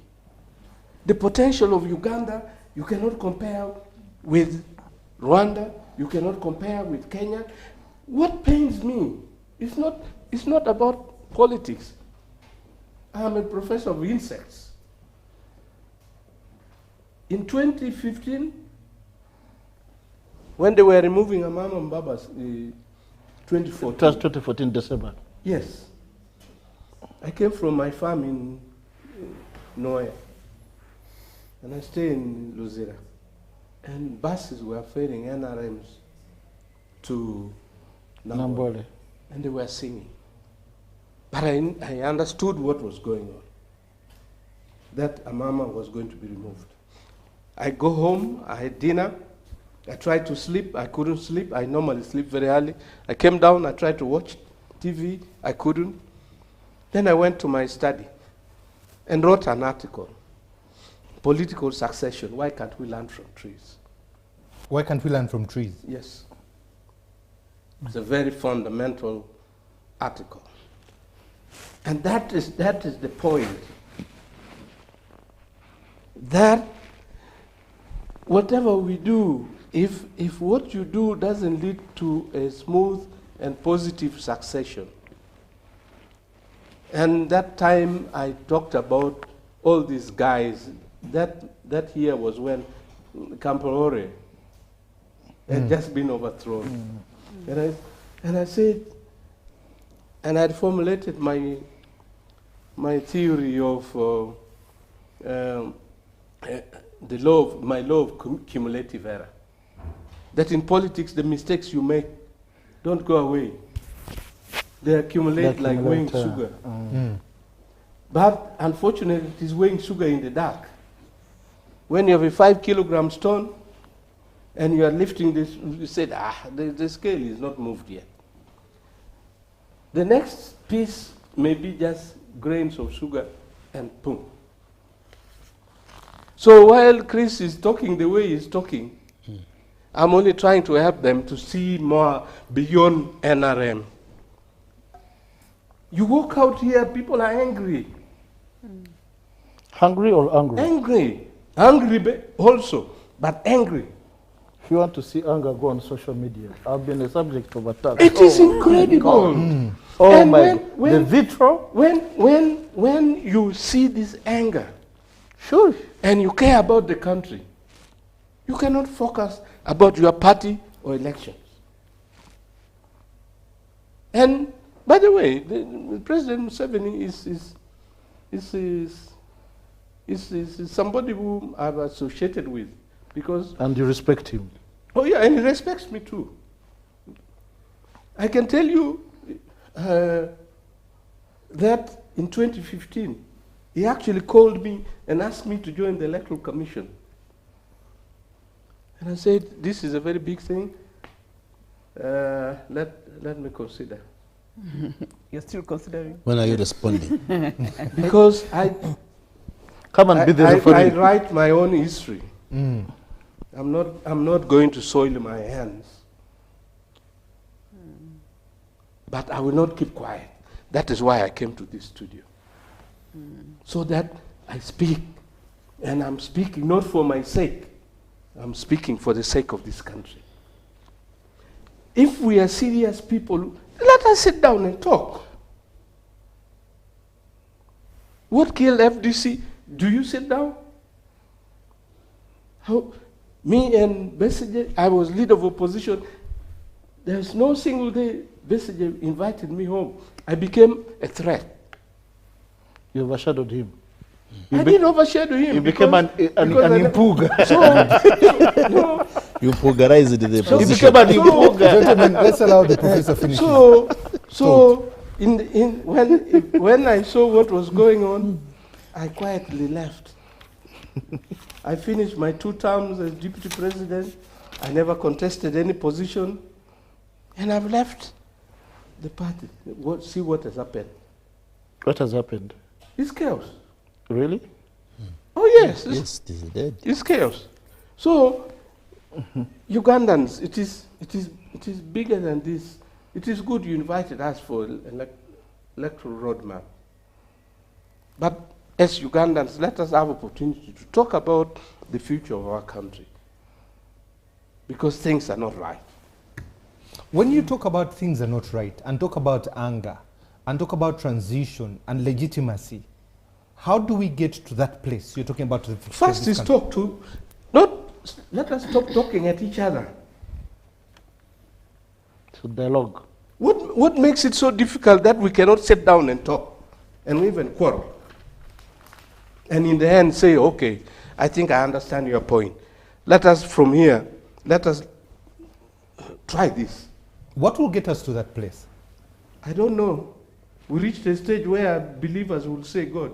No, really. So, but are you saying there are examples we throw away the constitutional pathways and then there are examples. You see, this reference to law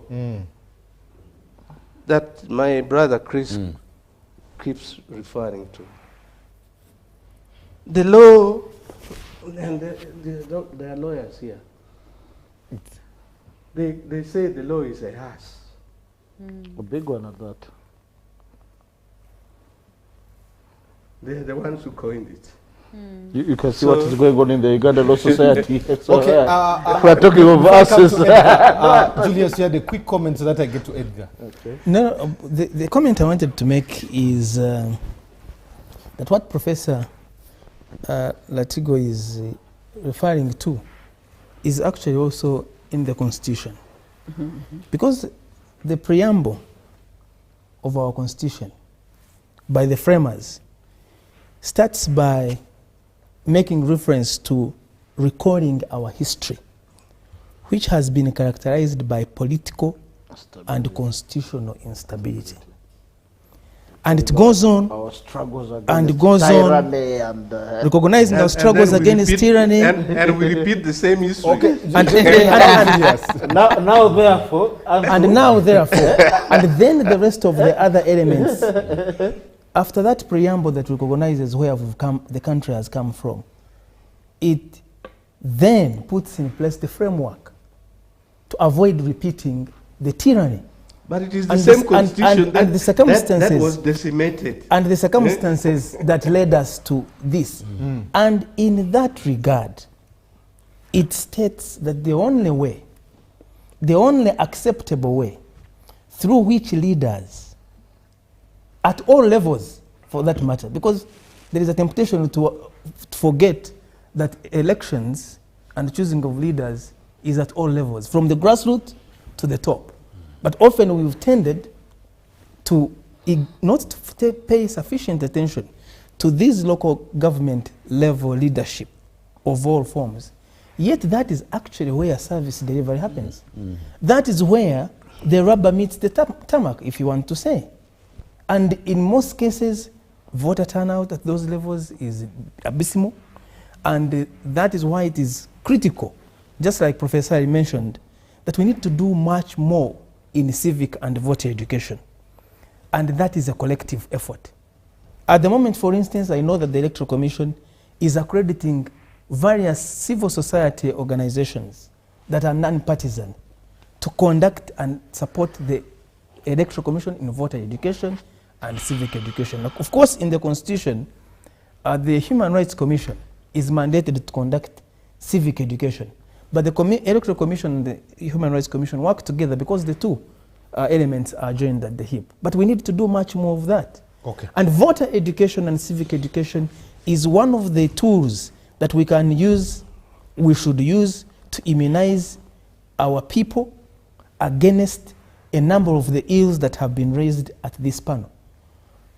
Voter bribery, for instance, commercialization of our politics, violence. People need to know, and everyone has a responsibility to tell our people that an election is not a war, that an election is not a do or die, that it is not an either win or you lose, as those guys in North Korea use it. During our time, yes. Or where, when you see somebody going to score a goal, you remove the goalpost. The goalposts. Or you say, if I can't get the ball, I should hit and break a ball. No. That is not what this preamble of the Constitution envisaged. And that is what the collective of all of us that are involved in this project and this construction called Uganda must address ourselves to. This country is bigger than any one of us. You almost sound like the election is a silver bullet to this country. But let me come to Edgar. Edgar, I'm going to pose the same question I posed to the professor. You were in agreement when he was talking about a conversation on transition, but also the question of legitimacy. Many circles, many allegations made that elections are a tool for legitimacy for the NRM. Do you agree with this, especially with what he has said, anger in the population, poverty, all these things? Do you agree with this notion, and how do we change it? You know, I'm one of the dissenters in the Uganda Law Society, and I've made it very clear. The radical. I don't belong to that. I don't belong to that, and I've made my position very clear. And for the last 5 or 6 days, I've been a subject of vitriol, body shaming, vulgarities even directed at my family members. Sorry about which, under the law, it's criminal, by the way. But I am above these things. Am I disturbed? Not so much about that I've been attacked, but where we are going as a country. Because when you look at the profiles of the people who are using vulgarities at me, you really, you know, the anger is worrying. It's very worrying. And they're attacking my family, attacking my family member, and even my tribe. Yeah. I grew up in Kololo. My immediate neighbors, you know, Dr. Acheng, Ruth Acheng, was an immediate neighbor in Kololo. Yes. Those are the people I grew up with. And here I am being attacked. I tend to be fairly liberal in my approach towards things. If people think I'm NRM, I'm not really to the extreme of, say, Bayomo. I will bring you a yellow t-shirt. Yellow t-shirt. In our next show. Who's the warrior for the NRM? Given his enthusiasm in its store and the things that are being leveled against. But no, the jokes aside, he says, yes, Uganda is bigger than us. Indeed, there was a Uganda before us, and I would like to believe there will be a Uganda long after we have left. Long after we have left. So whatever formations and what have you that come up, there will be a Uganda after us. And I'd like to draw from examples and experiences also. I schooled in South Africa. Believe me, there was no society as torn as South Africa in this continent. Along racial lines, along class structures. Yes. And by even the tribalism there was more pronounced than elsewhere, but it's just because it's not talked about. The ANC struggled to find footing amongst the Zulus. Yes. It's only, it's only until they brought along Zuma that the Zulus got to accept. But even then, you saw it in the fracture. Yeah, the compound fracture again. The compound has got back around. But South Africa has been able to transition from apartheid through dialogue. Correct. And they've tested their democracy. They've tested their institutions. There are times you think South Africa is going to collapse, but then the institutions come and uphold the values that were given to them through their constitution. There's another country may disagree with me, Burundi. There's a time we thought Burundi was going to break apart. But because of dialogue, and in Burundi, by the way, they are very open. Even these things of Hutu Tutsi that people find difficult to talk about. Even in Soro, we don't talk about them. I'm sure as I'm saying this, some of my people are shifting in their seats. But in Burundi, they are very open. And I was happy when the professor was talking here about an EC register, register of the Electoral Commission in his constituency. Council, let's come back to ours at home here. Yes, I'm coming, I'm bringing. That's what I'm talking about now. The transition and legitimacy here. And when you're talking of legitimacy, by the way, President Museveni makes it very clear that his first legitimacy is the liberation war, the resistance. So these other things are secondary to us. And that's why he signs off all his letters as Shabalwanyi. That's to remind you that this constitution that we drew arises, its legitimacy is from what? A resistance struggle. And he has always told us that the questions of Uganda are not time-bound.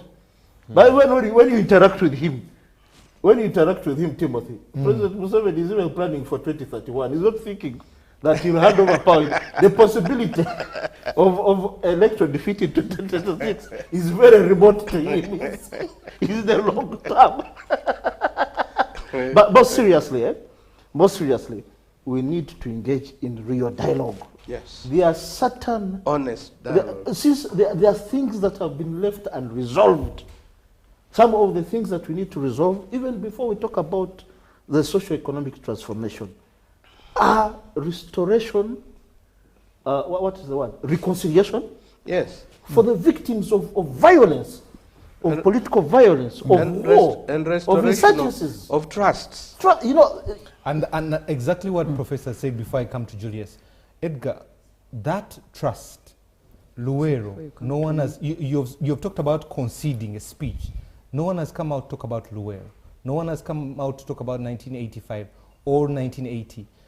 How we have backlog. Exactly. We have backlog and we are piling more. and that's why I want to ask you, with all these alliances that have been there, IPC, TDA, and because of mistrust, how do we those get... were special purpose vehicles for country, people to participate in elections. The confidence of the country. Yes, the confidence of the country. We are talking about the for us to come together. Not just the political elite. We are talking about the citizenry. And if you want to test it, go on Twitter, go on Facebook. You'll see how people react. Okay. It is beyond the elected leaders. I'm talking of even civic leaders. Persons in our spaces. We the so-called intelligentsia, the so-called elite. If we leave these things to these people who are going to tussle it out in an election, they are going to do all that it takes for them to access the House, and our issues will be peripheral, or they will be secondary, not primary to them. Thank you. Julius, let me come to you. It has happened before that reforms have come in late. How prepared is the Electoral Commission to adjust to any electoral reforms or new cities put to play before we get to 2026 January? So first of all, for the Electoral Commission, obviously our job is to implement the laws and reforms that are passed by the legitimate bodies, Parliament, the courts, and basically mostly those two. Our job is to make sure that once they have been brought to us, we implement them in conducting elections in this country. So the piper, you're the dancer. The law asks us to jump. You ask how high? We say how high. But obviously, reforms that come in good time enable the Commission to plan better. However, the process of reform and reforming laws and practices for improvement is, in my view, a continuous process. Because as we see, this country called Uganda is going to be there today, it will be there tomorrow, in 2026, in 2031, and beyond. So the desire to improve processes through reforms, through laws, through amendments, can take place to serve the purpose of a current roadmap, to serve the purpose of a future roadmap, to serve a purpose of a future that the country and the people of Uganda desire and deserve. The Ugandans, the citizens are still here. They will be here today, they will be here in 2025, 26, they will be here in 2031 and beyond. So, for the Commission, when the reforms and amendments come, every effort will be made to accommodate them in the planning for a roadmap that is in place right now, but perhaps even for the other future elections. Because the Constitution is not about to be abrogated or changed to say that if something is not accommodated in 2025, 2026, that then it does not add value. Because that means we'll be looking at the short term in terms of where the country is going. So we are ready when they come, and every situation will be handled in light of the circumstances of the time, in light of the feasibility of implementation. Some reforms may require budgetary implications. Thank you very much. Lastly, Professor, before I get to parting shots, this thing of winner takes it all in our country, especially with our elections and the process there, leaves a bad taste in quite a number of people. And how do we reconcile our country? Thank you, Timothy. I think sometimes we make a mistake when we think the politics is divorced from the society. So we discuss politics, and we discuss politics as we compare it with what is happening elsewhere. But I must say, the politics, or whatever you're going to observe, whether in election or whatever, is not separate from our social relations, our economic relations, our cultural relations, and society is always in transition. Whether you're paying attention, I'm a social scientist, whether you're paying attention or you're not paying attention, society is always changing, and it is always in transition. It goes to the analogy of what Honorable Professor said, of measuring sugar in the night, and then you just add one grain and it crashes. So even when you're not watching, change is occurring. And if you look at what's happening today, it is a culmination of some excesses and some mistakes we made in the past, because before 1986, things had been so bad. So we tolerated a lot. And now people are waking up and thinking they cannot tolerate certain things, but sorry, it has become normalized. It has become institutionalized. If you want to see what this society looks like, don't even wait to look at the election year. Look at what happens in our villages. How do we take down people who are less powerful than us? How do we deal with powerless people? What is happening to the elderly people the vulnerable. They are the ones being thrown out of their lands. They are the ones being thrown out of their homes. It is might is right. And that might is right is not only communicated in political terms. It is communicated in social terms. It is communicated in economic terms. Politics simply comes to organize the economics. That was the basic mantra we had when we were doing political science at undergrad. Politics is simply the organization of the economics. Okay? So it is not detached that you're going to pay so much attention to the politics and ask what has happened. To understand what is happening in our political spaces, pay attention to what's happening in society, especially even outside the political cycle. The political cycle simply yes, it's a reflection. And the election simply gives you an opportunity to take an audit. To expose our bad manners. Because it escalates, it shows the severity of the problem in society, and then you can say, oh my God, it is so bad. It offers you opportunity to take stock. Correction. Yes, and take correction. So if you are to ask, and you also need to look at the laws. Of course, there are those who are banging the table, and sometimes they are banging the table because also the laws, the legal systems had also become problematic. The law goes to the powerful. So if you're powerful in this society, you can actually get anything. And also you can be endorsed by society because they know endorsing you, whether in the church pews, whether agreeing with you to grab someone's land, comes with benefits, which are economic in nature. And also, of course, this has occurred because of the way our population has grown and the economic opportunities are less. So if you are to ask what can we do about it, you can make as many constitutions, you can make as many laws, you can even sit down and dialogue. But one thing you need to know is that nation building is not an event. It is a daily process. When you see these countries, even countries like South Africa, as tribalistic as they are, came up with something, people have to purpose and become intentional and say, where do we want to go? How do we construct this? When you see in developed countries, people investing a lot of money in keeping museums, things which don't look like they are very beneficial, apart from bringing tourist money. It is trying to remind the people, where are we coming from? What have we suffered in the past because of certain excesses? And where should we be looking forward?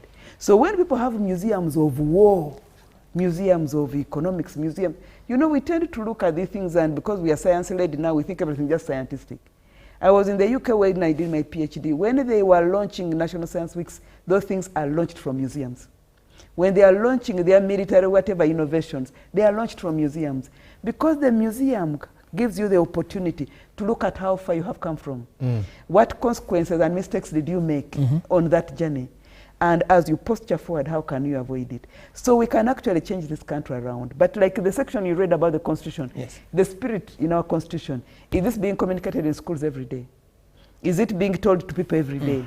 Or do we remember it when we come to elections and we remember we are going to fight with our neighbors? We are going to fight with those who are not in our religion. Then we remind people about the Constitution.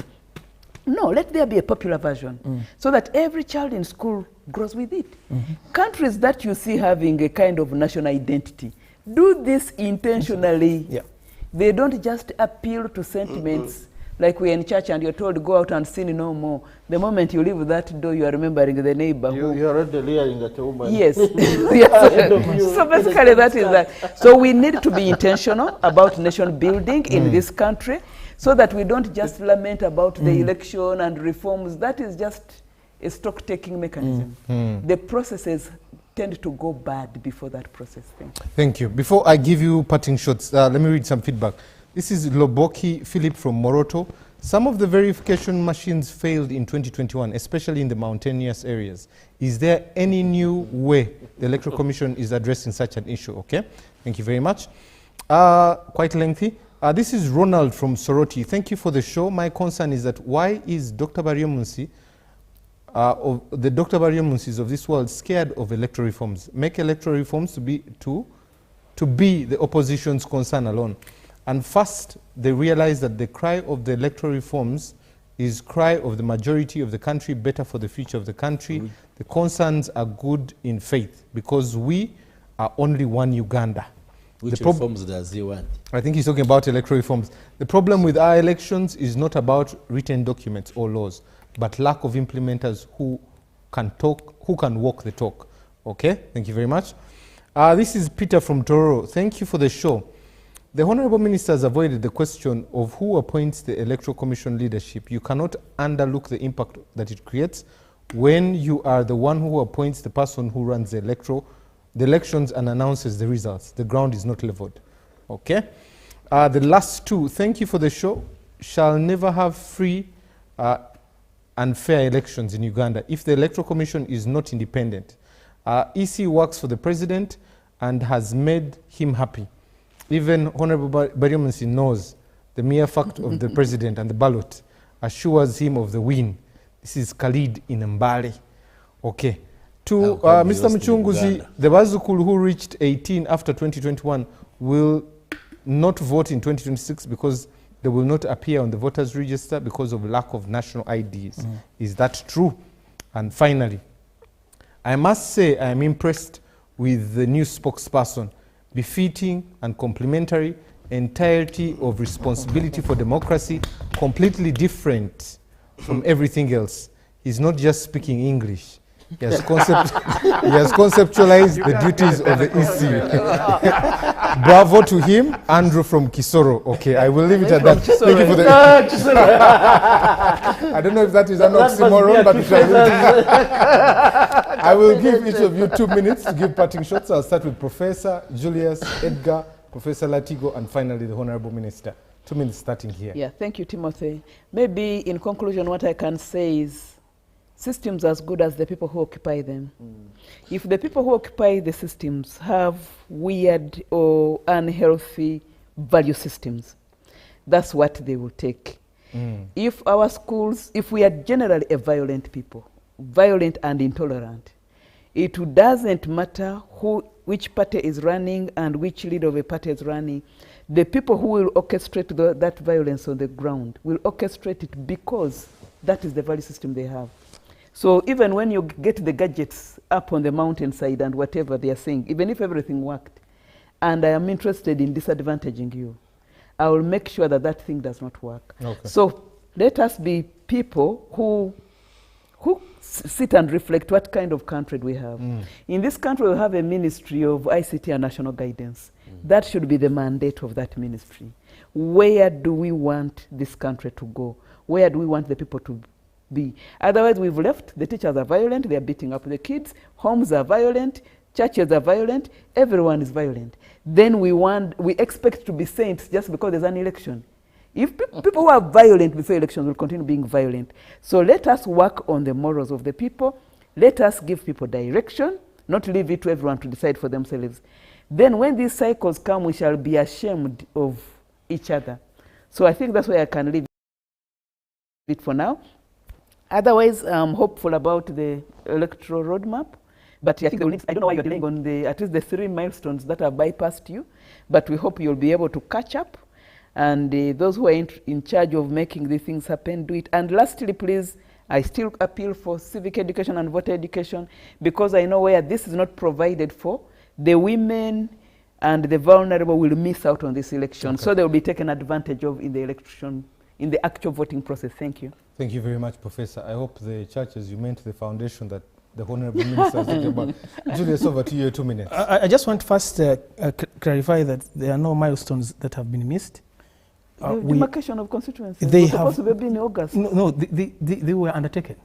What is happening now is receiving the returns, processing the report. Thank you then. And and that report will be displayed in the coming weeks. So there is no element of the roadmap that has been missed that is behind schedule. We are on course.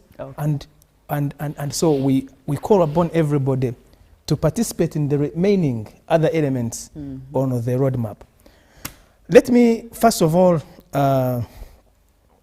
appeal and present the assurances of the Electoral Commission to execute its mandate as provided for in the Constitution to ensure that Ugandans have free, fair, credible and transparent elections.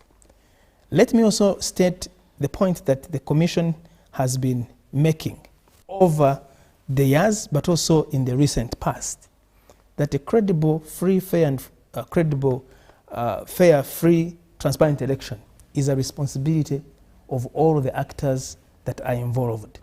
And to call upon every person, every actor to act according to the law, to follow the guidelines that are provided by the referee, the Electoral Commission. 3, to treat whoever is involved in the electoral process with respect. 4, to avoid hate speech and the use of language that divides, because this country belongs to all of us. 5, to abhor violence, because no one wants to go in an election which costs blood and loss of lives.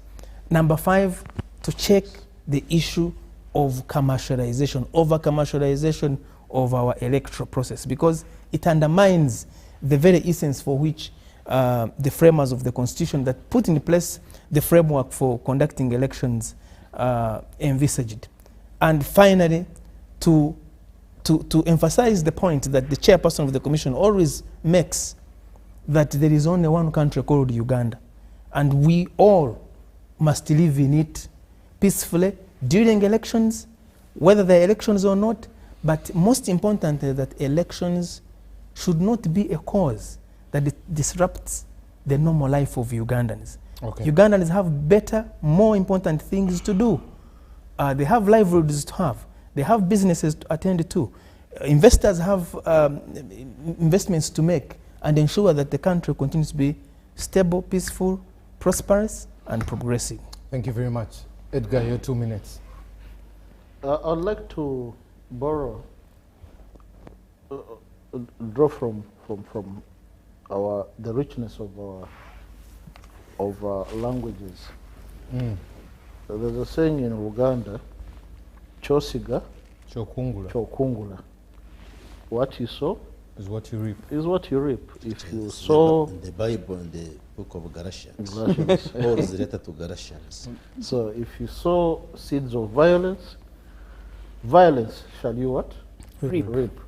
If you sow seeds of dialogue, seeds of harmony, seeds of coexistence, you shall reap stability, harmonious coexistence. Also, we have a saying in my Urufumbira language, Ushakinga Argiamankazo. If you want to grow your herds of cattle, you must be prepared sleep like them. To sleep like them. The inconvenience of waking up very early in the morning and go out in the bush. You must be prepared to live with the inconvenience and the hardship that comes with growing what? The herd. Okay. So likewise for Uganda, if we want to grow a prosperous Uganda, there are certain things we are going to have to cede. Our egos, our egos, self-interest. There are things that supersede all of us. We all want to drive on fantastic highways. We want to attain, want our children to go to good schools. He came from Lake Bunyonyi. What is that island you call? Bwama Island. Bwama Island. Yes. He wants that school to improve. He's talked about local councils. But in Uganda, we tend to concentrate on corruption, graft in the central government. What is in the local government? I'm telling you. So when they talked about service delivery at that level, no. we are failing this country. Okay. And particular persons in our space with the so-called elite, with the so-called intelligentsia. Those are my words.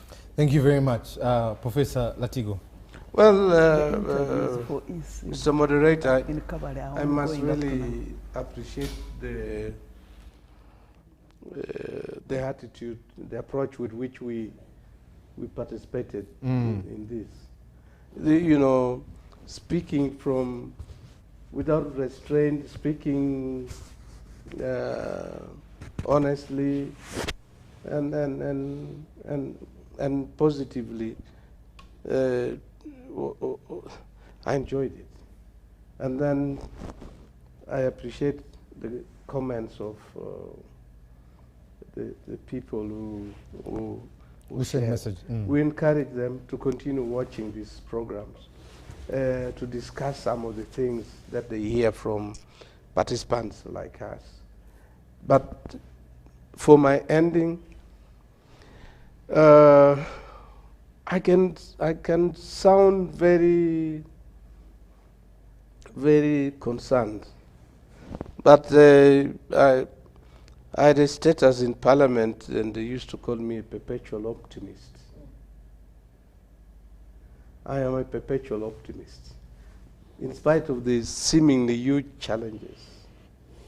I believe that if we all exert ourselves and make our points heard, and listen to each other, the kind of changes that we need so that the country can move on.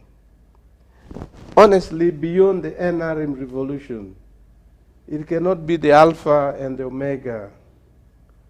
If you have done well, you want to see the seeds of your work multiply.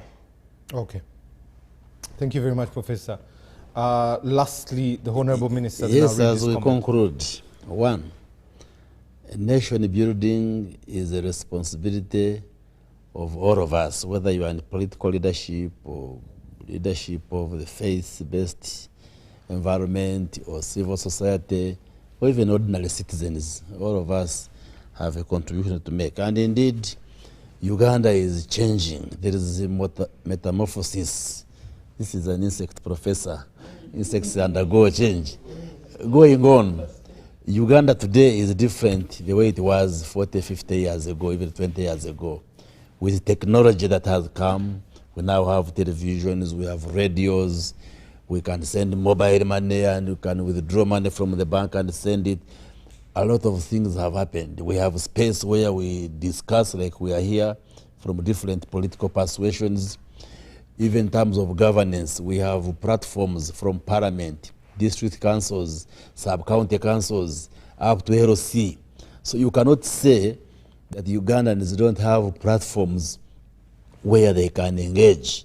These platforms are there. And we must abide by the Constitution. So when you start suggesting we must dialogue, are you saying we abandon the constitutional framework that we have and create extra constitutional platforms? Yes, I'm concluding. No. So the problem is that I see the political elite class is the preoccupation with dislodging NRM from leadership. Like he's saying, NRM should know there will be life after NRM. For us who are in NRM, our persuasion is that we should serve Ugandans so they continue voting NRM. Okay. We're not about to yield space to you as opposition. And democracy and politics is about competing for political space.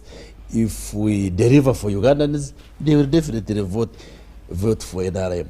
Now, let me defend the Electoral Commission. There is a time when NRM used to lose seriously in northern Uganda. Even the last elections, we lost in Uganda, we were defeated. So are you saying there was no NRM, which is no Electoral Commission, which is appointed by President Yoweri Museveni?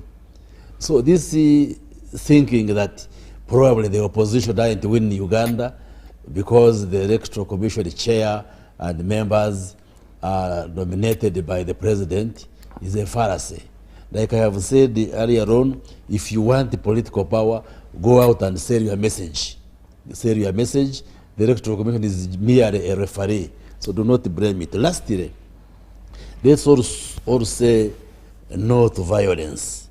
Since 2001, there has been a tendency, especially from opposition, I can say, of promoting belligerence, extremism, even from the language, tubaremese, tebajakulaira. That kind of language is like even the last elections. You saw how people who are putting on yellow, women in Kampala being unaddressed. If somebody wants to support the Yellow Party, why do you unaddress that person? So I think we, the political actors, sometimes we are the ones to blame for promoting this violence. And we should all agree we are Ugandans. The elections come and go. Okay. We should coexist, tolerate each other, say no to violence. We go and compete, and then the people will vote the best person they want. So we do not believe in violence, and let Ugandans out there prepare. The different political parties and actors should prepare by selling their manifestos, not selling violence to Ugandans. Thank you. Yeah. Hello, EC. My son in Kabale went for interviews. It is now 10:34 p.m. He hasn't come back home. I have called him. He says he's on the interviews are ongoing. Surely, why risk lives of our people in the late night, and more so shortlist many, yet positions are scarce? Julius, quick comment. Why are you interviewing people tonight for parish election officer? I cannot confirm what is being said. Yeah. It is a claim, it's an allegation. But they put the letterhead and they've given what is happening factual on ground. No, the letterhead, I would need really to have facts. Okay. That is no, that is with technology you can't we have ended the program. We have been we have ended the program. No, let me just you know, one of the biggest threats that we are going to face is disinformation, misinformation, and fake news. And deep fakes. And deep fakes. And we need all to be alert at all times, because anybody can claim anything, anytime. And our duty is to make sure that we do due diligence before one begins to pronounce themselves. Journalism, it has to be Julius, make sure that you clarify that. But I can commit, I can definitely say that I'll check with our people after this show to make sure that one verifies. Respond to that on our X handle. So that is there. Okay. Gentlemen, I want to thank you very much for gracing us and also for spending this time with us. From the Minister to Professor to Edgar to Julius and the only lady, Professor Sarah, thank you very much. For the team that has made today possible, from Etiang to Margaret to Yahaya, the guys in the back room making sure today happens. We'll end with this quote. Just because you do not take an interest in politics, it doesn't mean politics won't take an interest in you. Good morning. I will not say this on air, but I have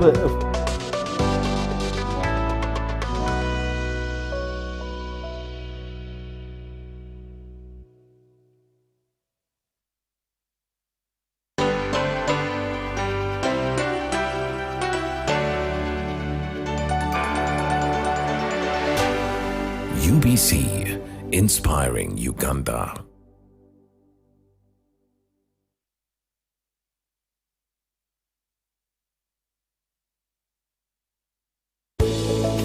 inenga harengehe ya Parish Development Model PDM yasimamisiwawo mu mwiko kw'ebikano 2012 ni President Museveni khusolanisa mu butambi ni khulosela khutapusa bibindu bikali mu miluha yayengisibwamo kamapesa silingi trillion sikano sitwela kamahumisirane na tsirano kakaabirisibwa mu matulisako kumukanda mutwela ni bitondo birano katapusibwa khu bandu babola ifuma ndwela kimikanda kitaru bikano bibili sitondo sitwela kamahumisirane papataru mwinambo. Government ya Uganda ekhusima khulwe khukhwakanila PDM ni khukiyetsa khura khusye khurambila inda yonyene babandu balombebwa khukhuyambila muneka harenga bubahobo okhutapusibwakho ni ba Government Citizen Interaction Center State House.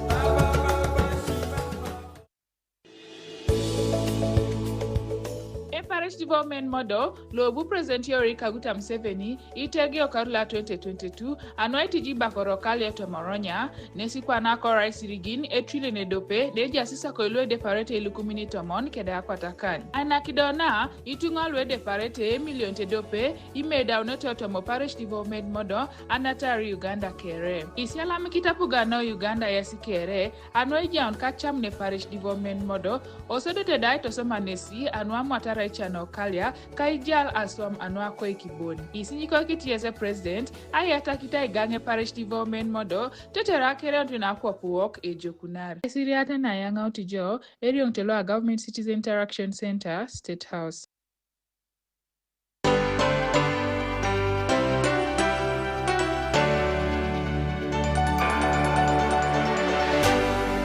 UBC, inspiring Uganda.